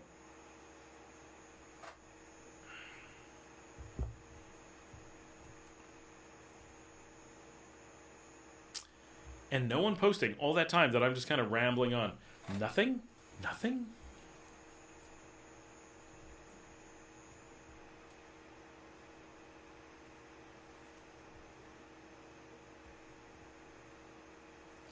I'm going to do some work if you guys are going to be so quiet. I'll teach you.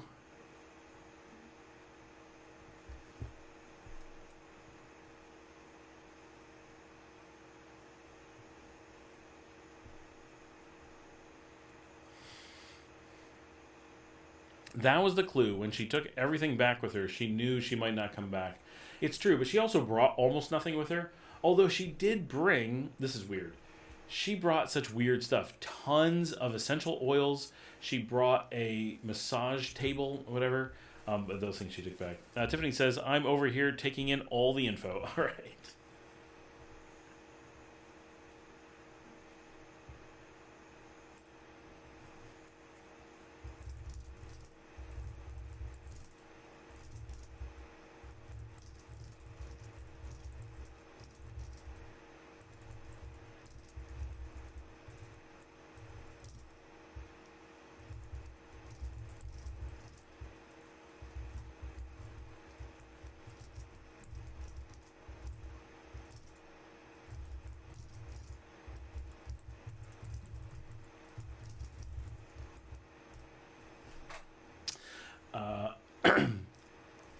there's a happy medium. Jumping in, I talked about this on the video that'll come out tomorrow. Jumping in too much and making yourself stuck tends to create panic in a negative situation. You don't want to do that. But holding back too much is very dangerous, because it's just so easy to not keep going. It's too easy to just do the easy thing. And figuring out how to make the leap, but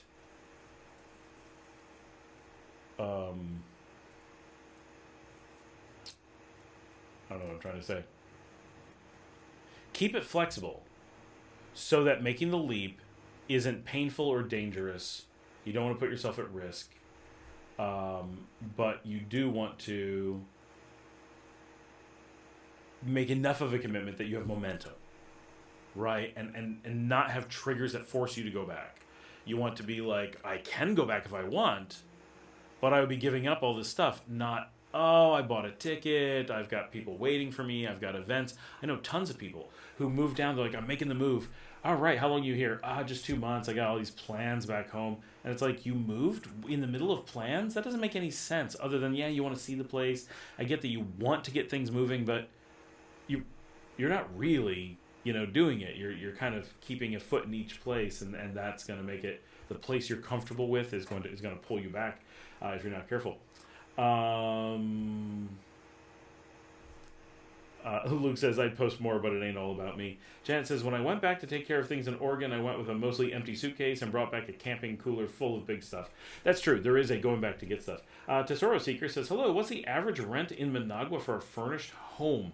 I don't know if there's any way to come up with an average. Those are such dangerous questions, because in parts of Managua, like, what's average? An average furnished home is probably like $300, right? But is there any chance you want to live in an average furnished home? No chance at all, right? You're going to find rents from, well, so first of all, so keep in mind, furnished almost never exists, right? Certainly does exist, but they are crazy rare.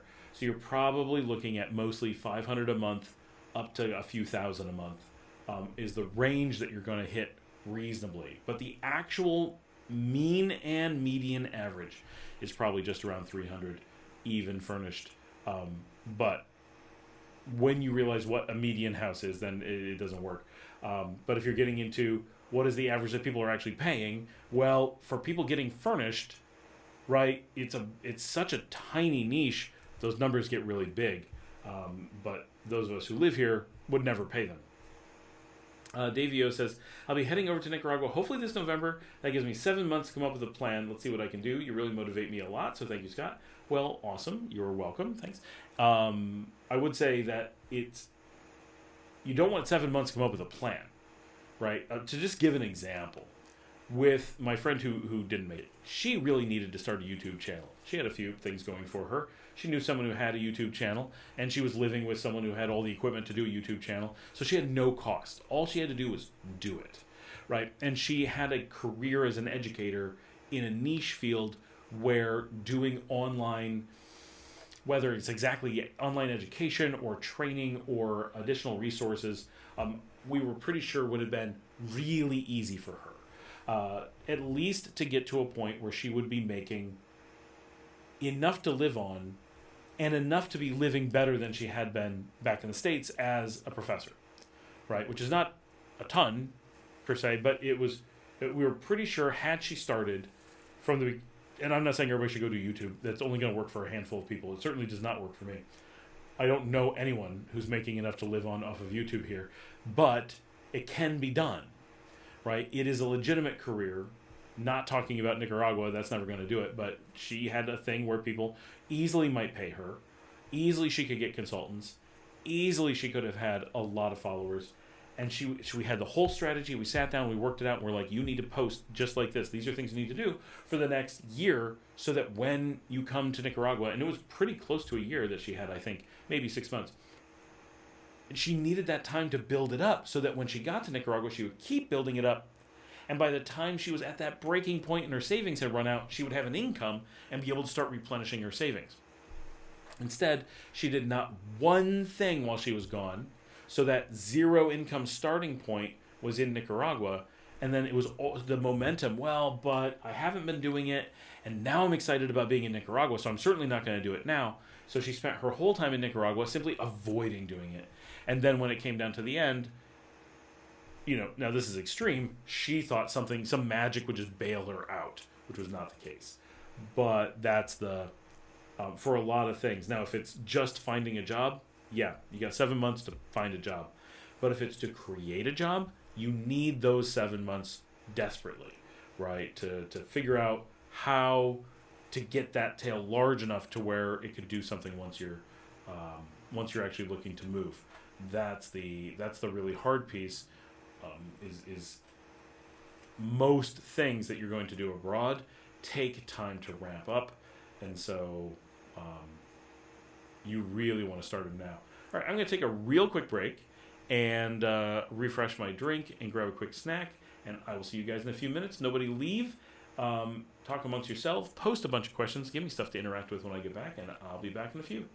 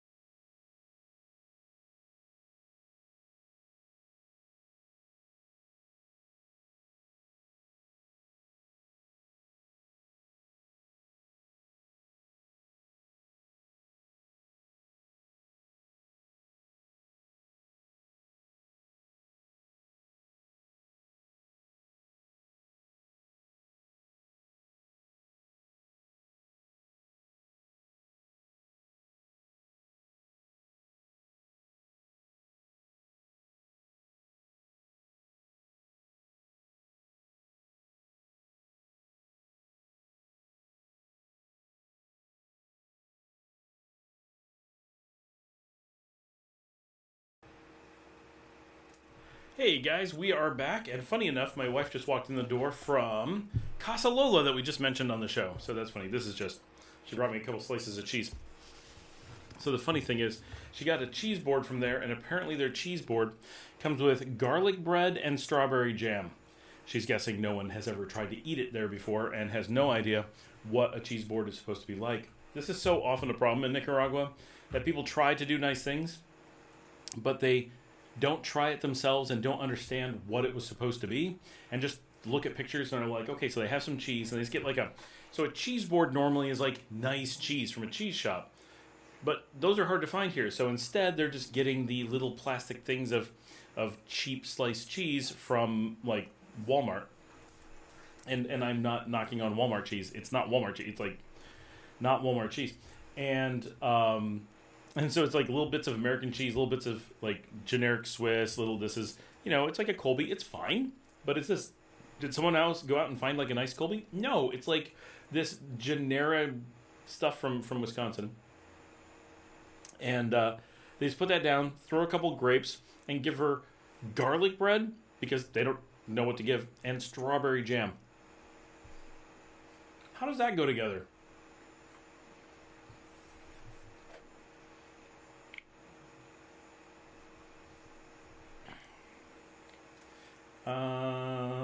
Luke says, alrighty, early night. Back to studying for my clase de español. Adio. More from Scott after the break. Evidently, I wasn't laughing at Luke. I was laughing at the picture.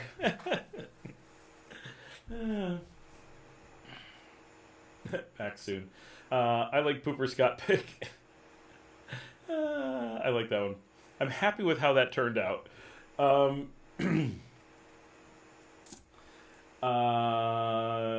We're carrying signs now. I'm late. Sorry I missed this in time. I like the picture too, Davio says. He will be back for sure. From Janet. Please comment if Scott comes back live. Thank you in advance. Oh, thank you. Yes. I just put those up so that people know I'm just away for a minute. And it was mostly to grab cheese and more tea. Because I didn't get dinner.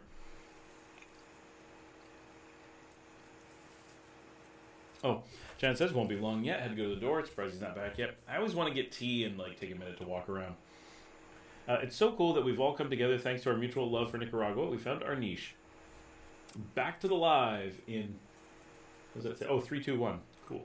Courtney Rivers says, if everything goes right, I'll be in Leon Tuesday, Oregon to Managua. Awesome. That's 5 days away. There was a 4.9 in Red River Parish, northeastern Louisiana today, FYI. That doesn't seem like you get that many like that there. Here, that's every day. Not quite, but almost. Janice says, did they try any other food there? I wonder what it's like. Paul got something. I don't know what he got. He said it was good. Steak, I'm sure. Dominica was not able to finish her cheese, so she definitely didn't get anything else. Sorry for the chewing cheese sound. It's not bad cheese. I do like cheese a lot, especially when I haven't had dinner.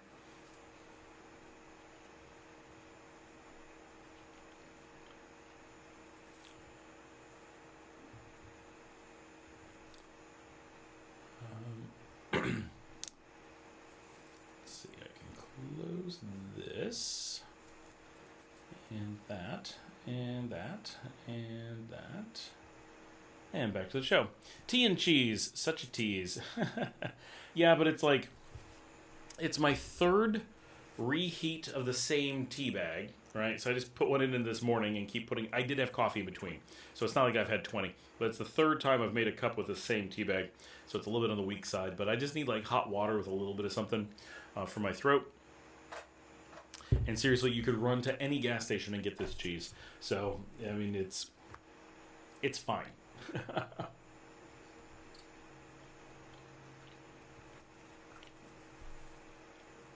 Yeah, Janet says, I think they're trying to be like a gourmet sort of place.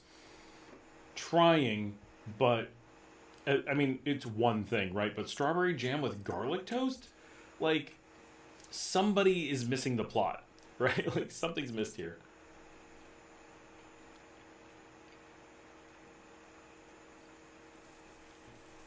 Richard Johansson, I went back to Walmart this week, got some Edam. They were out of Howda, so maybe next time for that. We got some Howda. I can't remember. Ahora Mas, maybe? We got it somewhere recently, so we've been eating that this week. Everyone's coming down from Oregon. Jan's from Oregon, too. Sorry, this cheese is only going to last a few more minutes, but there's actually a surprising amount of it.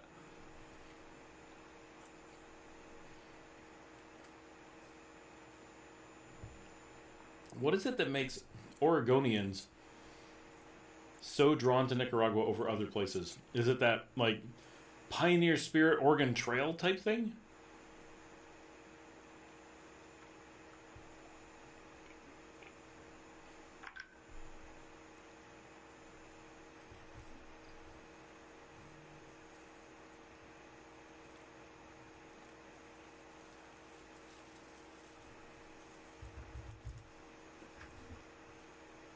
Someone writing to me.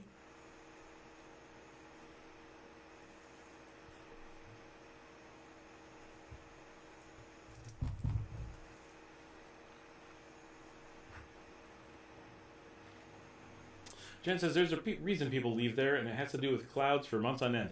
That's why I would want to be there. That's the one draw. I want Oregon weather here.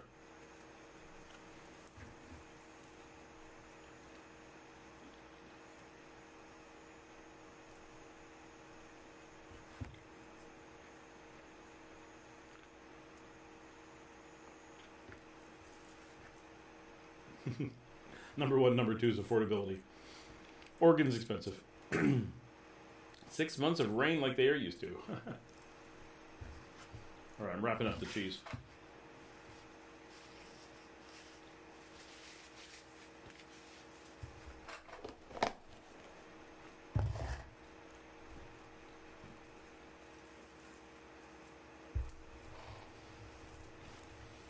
There's nothing better for me than a cloudy day. I love clouds and drizzle. The only thing I don't like about Oregon is the lack of big storms. It tends to be light, very little rain all the time. So it's always green, but you don't get the big storms that you get from not having a storm for a while. Only 9 months of rain. Just don't like attitudes. And when it's not raining, it's cloudy. See, I love clouds. You're just telling me why I want to be there. Only time sun is promised is August. It was 16 Celsius when I drove through Hinotega today. Nice. That is cold.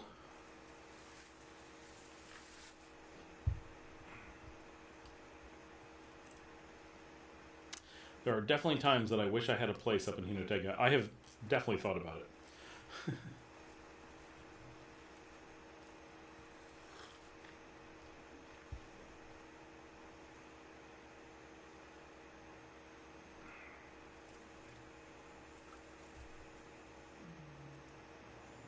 Everybody's very quiet. It is 9 o'clock. We are later than we normally are, so we haven't been on that long, but we are. We have a lot of views, though. A lot of people were on earlier. Not so many now, but a lot of people were on, and we have much higher views. The view duration is not what it typically is, so that's unfortunate. But the number of views is quite good. Jan says, what attitudes? I, too, am wondering about the attitudes. We live in the wilderness on acres. I grew up in New York, kind of in the wilderness. We had 73 acres and in the middle of nowhere for the most part. Which people don't believe New York gets very middle of nowhere, but it really does. I totally fit into Portland culture. It's just the winter depression.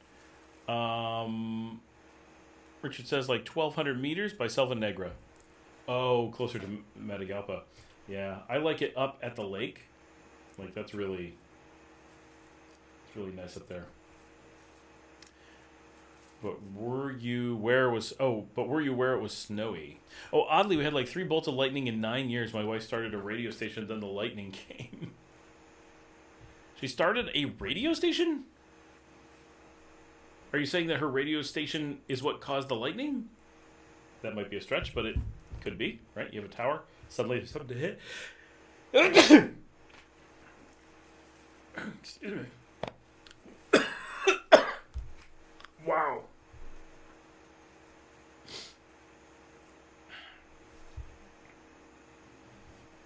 Okay. And we're back. Woo! I was not expecting a sneeze to knock me out. That was a bit much.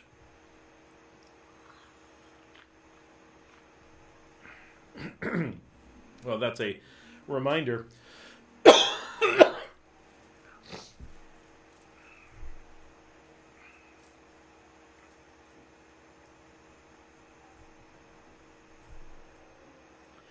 That's a reminder that I am still sick. And today's thumbnail is teddy bears in bed with a fever, which I do not have a fever. I just have this congestion thing at this point, this cough that's so awful. But we made it this far without it being too bad, and now it's hitting me. Bandon south of Coos Bay, North Bend, about 30 minutes, right on the coast, Marina. That's a nice area. Well, you got to come down and check out the beaches here. Yes, KBOG, K-Bog, because we're in cranberry country. Oh, that's cool. Cranberry country, K-Bog. Very nice.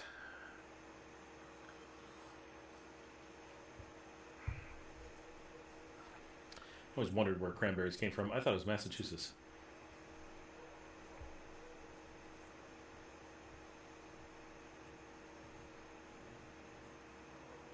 Oh, I wonder if our... Oh, I guarantee our really good view numbers combined with the shorter duration of views is because we're doing the shorts. We're doing the verticals as well. How many people, if anybody's watching vertically, comment. Let me know. I forgot that we were doing that. And obviously when you're watching that way, you don't put it on the TV and let it go. You're not like cooking and have it on in the background. It's very different. Oregon does cranberries and hops. So New York does hops, Massachusetts does cranberries. So very similar in that way, I guess. Cool. Hella snow on the Siskiyou Mountains. I didn't plow this year. Oh, Janet says, my mom was born in Tillamook and grew up in Heba part of the year 2. I have spent only the tiniest bit of time working in Oregon, so I don't have many of these experiences. I don't know all these places. I only know the Goonies. And I have Goonies, the RPG board game, in the other room. I kid you not.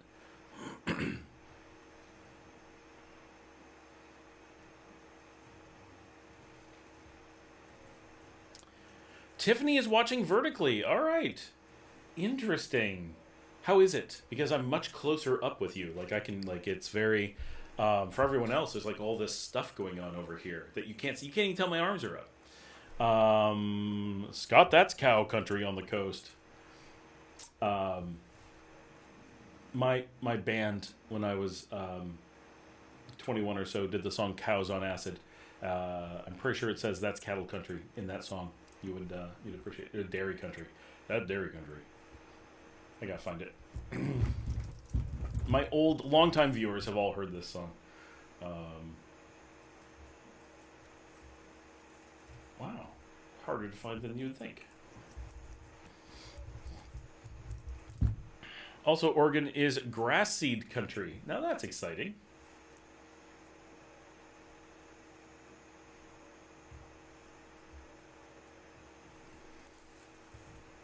Someone has to make grass seed. Gotta love N-Bend and Charleston. Animal House was filmed here too. Oh, there you go.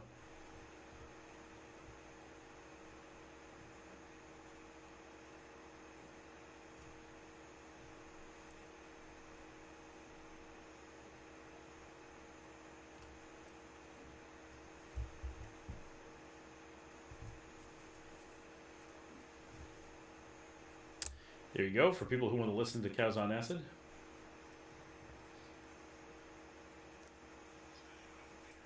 I don't know if there's any way for me to play this through.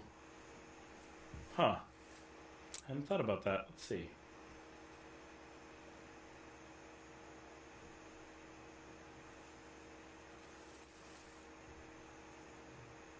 It's no different than the regular way I watch normally through my phone. Oh, okay.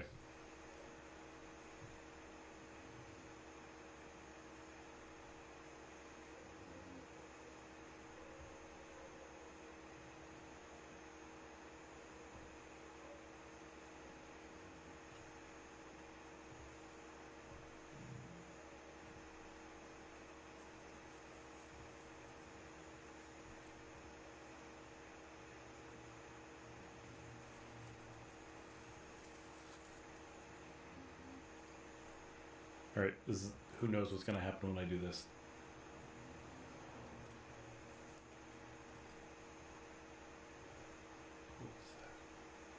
Brace yourselves. Guide as we visit the petting zoo.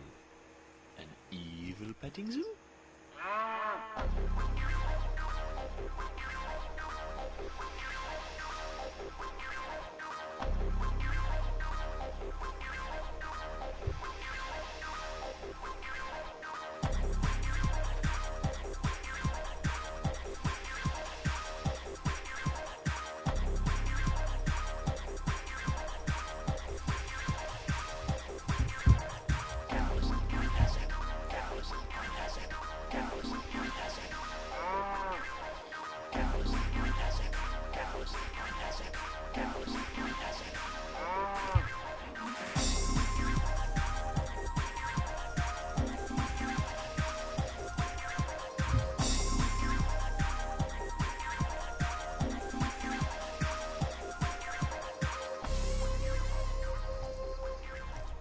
Welcome to Dairy Country.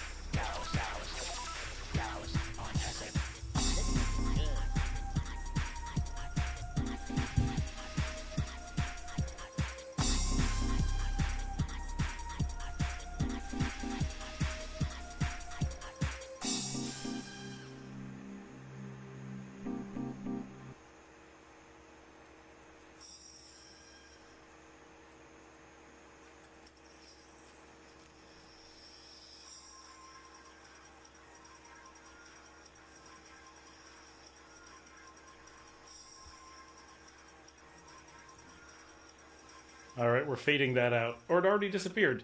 Did it? Wait. Oh, now it's playing through. At some point, it stopped recording, but I don't know when. Now I can't stop it, though. It will not go away. There we go. All right. Are we back? How was that? Yes, I need to get out and do walk with me's. I know. You know, at this point, so much of it is that I'm so busy. I can never get out of the house all day long. I get up in the morning. I'm like, oh, I'm just going to check my messages. Oh, my gosh, I got to record a video for the day. And oh, it's dark out. It's it's rough. Jen says, Scott, does the New York dairy country smell like cow poop too, or is it just an Oregon fresh air thing? In New York, we call it the fresh dairy air. No, we actually do. But it's, no, not too bad. It's a very windy place in New York. I think it blows away. No pooping, Scott rules. Is there a comma in there? No pooping, Scott rules. Or is it no pooping, Scott rules? Or is it no pooping, Scott rules? Commas make all the difference. Oregon also produces a lot of organic milk. New York produces the old-fashioned kind. But yeah, that song was my band in, I want to say 1998, probably. Quite a long time ago. Maybe 97, somewhere right in there. The other person on that we did have a band called Evil Petting Zoo. We did get airplay. And that was our music I know y'all are impressed. Like, you're wishing that band would have stuck together. I was a music producer once upon a time. Most of lower South Oregon has its own smell. Janet says the Oregon coast is windy too, but it blows through dairy country, so all poop smell. Yeah, I don't know why. That's interesting that, New York is cattle, right? So many cows. Like, it's crazy. My home county was 40% more cows than people, right? Like, when I say I grew up in dairy country, I grew up in dairy country. I grew up in the number 1 dairy county in the number 2 dairy state. Well, number 3, Wisconsin, California, and New York. But we're so much smaller. Because if you shave off New York City, like, we've got a denser dairy population than Wisconsin. And California only beats us because they're big, right? When it comes to an actually dairy region, nothing comes close to Western New York, as far as I know. Because, you can't count the Adirondacks. That's absurd. And you can't count New York City. That's silly. So when you take the rest of it, the amount of dairy that they do in that space is crazy. Janet says it's a good band. Thank you, Janet. She says, my mom told me that it was stinky, it was fresh air, like in the town of Tillamook. Doesn't Tillamook make a lot of cheese? I feel like I know them for cheese. Or is it butter?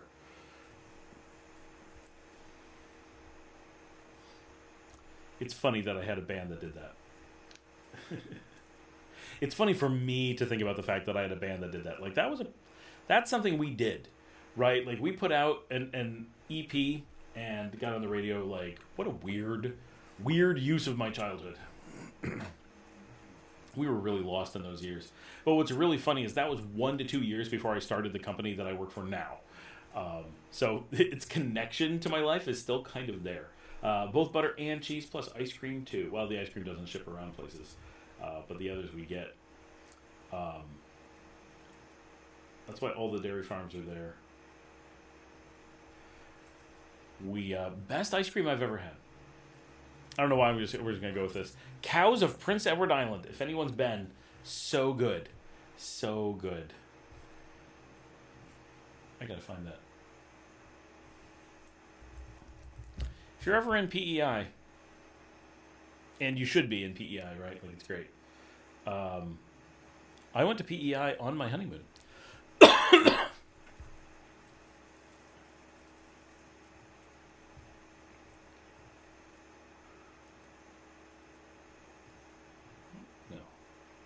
What's happening? Oh.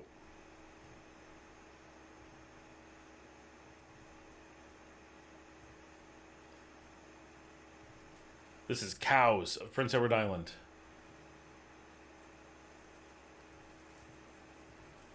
They have all the coolest cow stuff. I love their... I used to have, all through my childhood, I wore Cows t-shirts and hats and had Cows calendars and all kinds of stuff. Oh, their bubblegum ice cream is so good. It's been so long since I've had it. They have so many flavors. You go to any Cows location and Canadian maple. Fluff and nutter. Ha ha ha. Maple walnut. Oh, I've had Messy Bessie. That's really good. Look at all these flavors. There's no... PEI blueberry, but that's good. There's no easy way to get to PEI from here. That's one of the pieces of Canada that I'd be like, really like, to be able to just hop a flight and be like, I'm heading to PEI for, a weekend. Courtney says, I kept a sailboat in Charleston, and it says, cute cows. All dairy ice cream in PEI is better than... ADL dairies ice cream in PEI is better than cows? What? No way. Where the heck is that?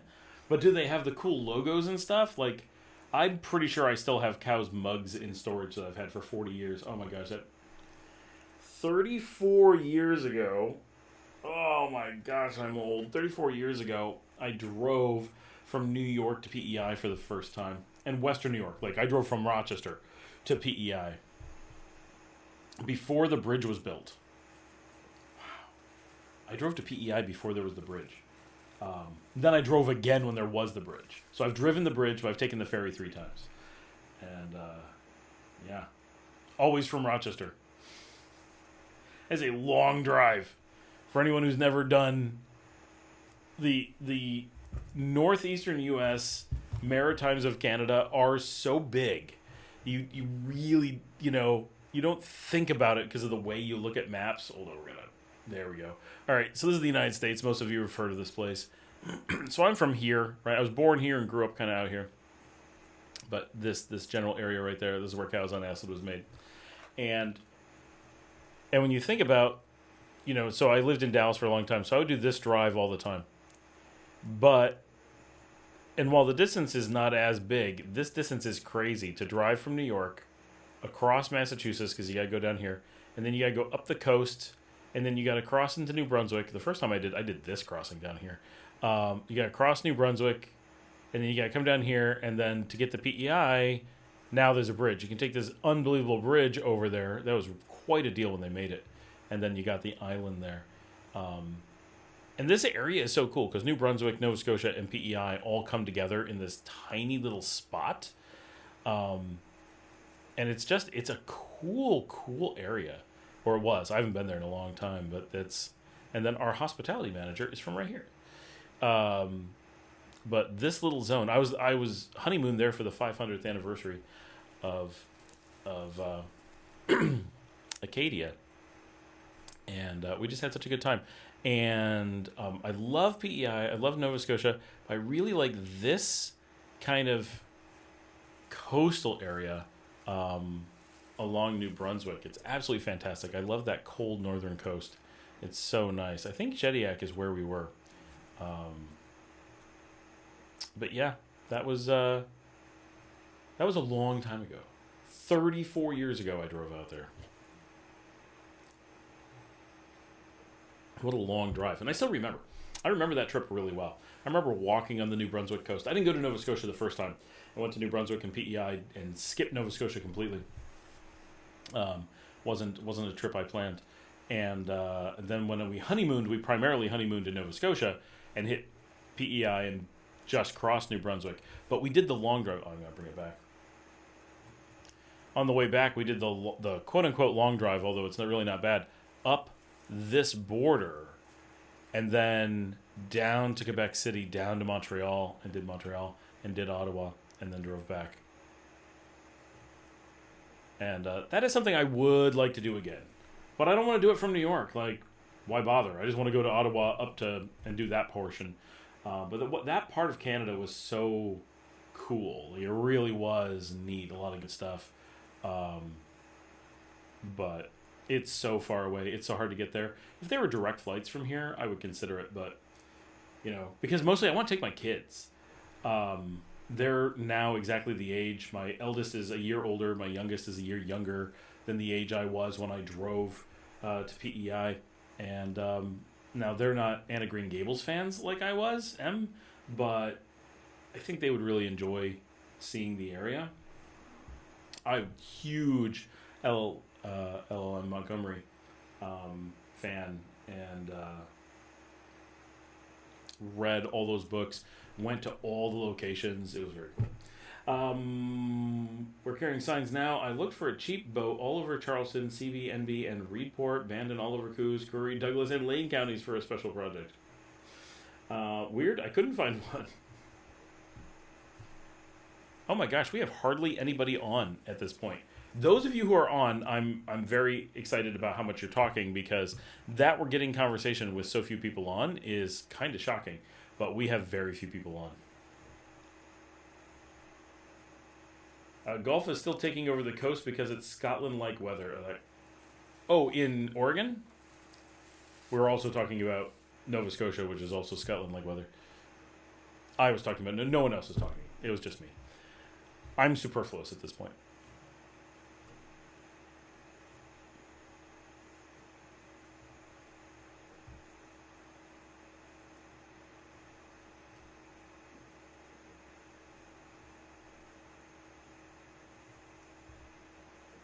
Well, you did talk about cheese, cows, and music. I got everybody distracted. I'm sorry.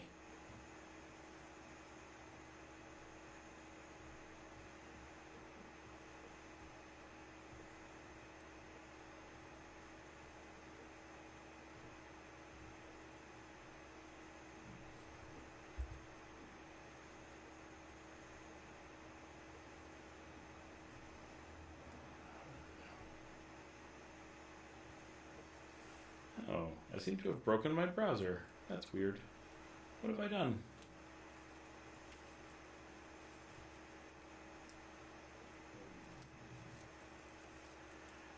Shady Egg has the best beaches on the east coast of Canada. Go early in the season before the E. coli shuts down. Oh, the E. coli? Or E. coli? Shuts down beaches. Oh, that sucks. My dad is here. I miss PEI. Good night. My dad is just like, I miss that. I'm out of here. Oh, hold on. Gotta let the dog in. Good night, Dad. Love you. Oh, look at that belly. The doggy love her back. She said, rub my belly. Oh, there's the puppy. There's the puppy. Your belly rubbed. Oh, good dogs. That's good dogs.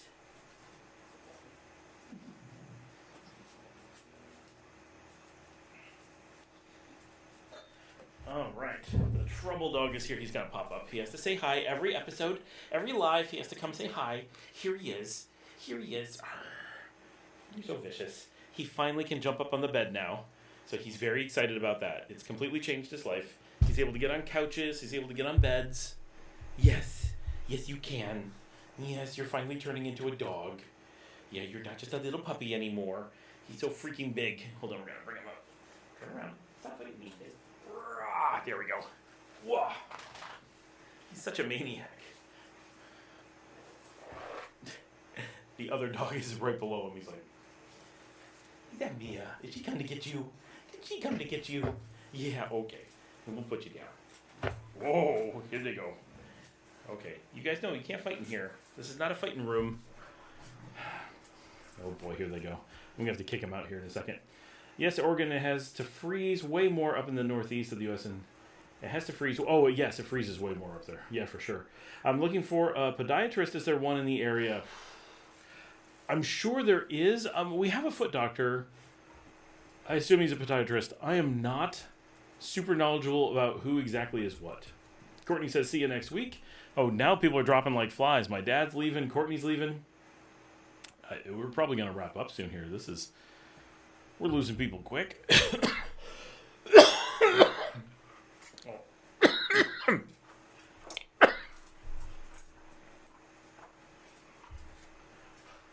And I'm starting to struggle to catch my breath. Well, all right. Oh, I was not expecting the week to be this short, but we did start quite late. And I am still, obviously, to some degree under the weather. That's the dog, not me.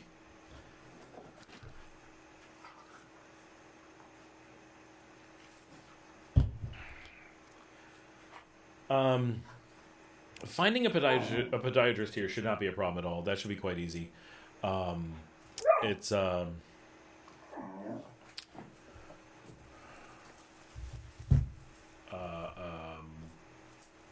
know we've got a foot doctor here in Leon, up in Fatima that my daughter uses, and she sees one in Managua that she goes to most of the time. She likes him a lot.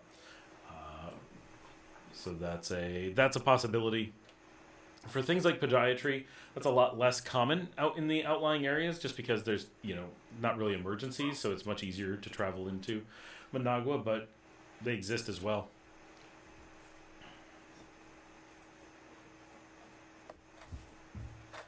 The dogs are running around here now.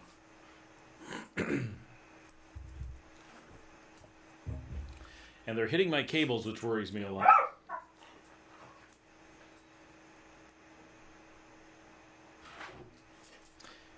Now he wants to leave. All right, that's probably a good thing. Yes.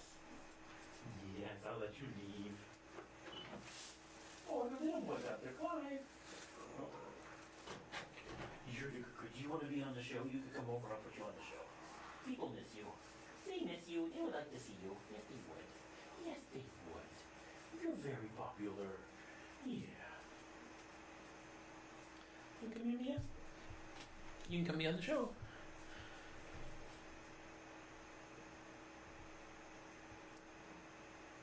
Yeah, now the conversation is dropping quickly. All right, guys, let's call it a week. I really appreciate everyone being on here. It is a good time for me to get a little bit of a break, go hang out with the kids, and all of that stuff, remember to give a thumbs up before you disappear. We are really close to hitting 500 views just during the stream that we did just now, so that's fantastic. Really good numbers there. So not too bad. We had a good number of people at the beginning, but yeah, let's call it a week. Thanks, everyone. Any questions? Remember to get on the Expats forum. Great place to see stuff. So have a good night. I will see all of you tomorrow.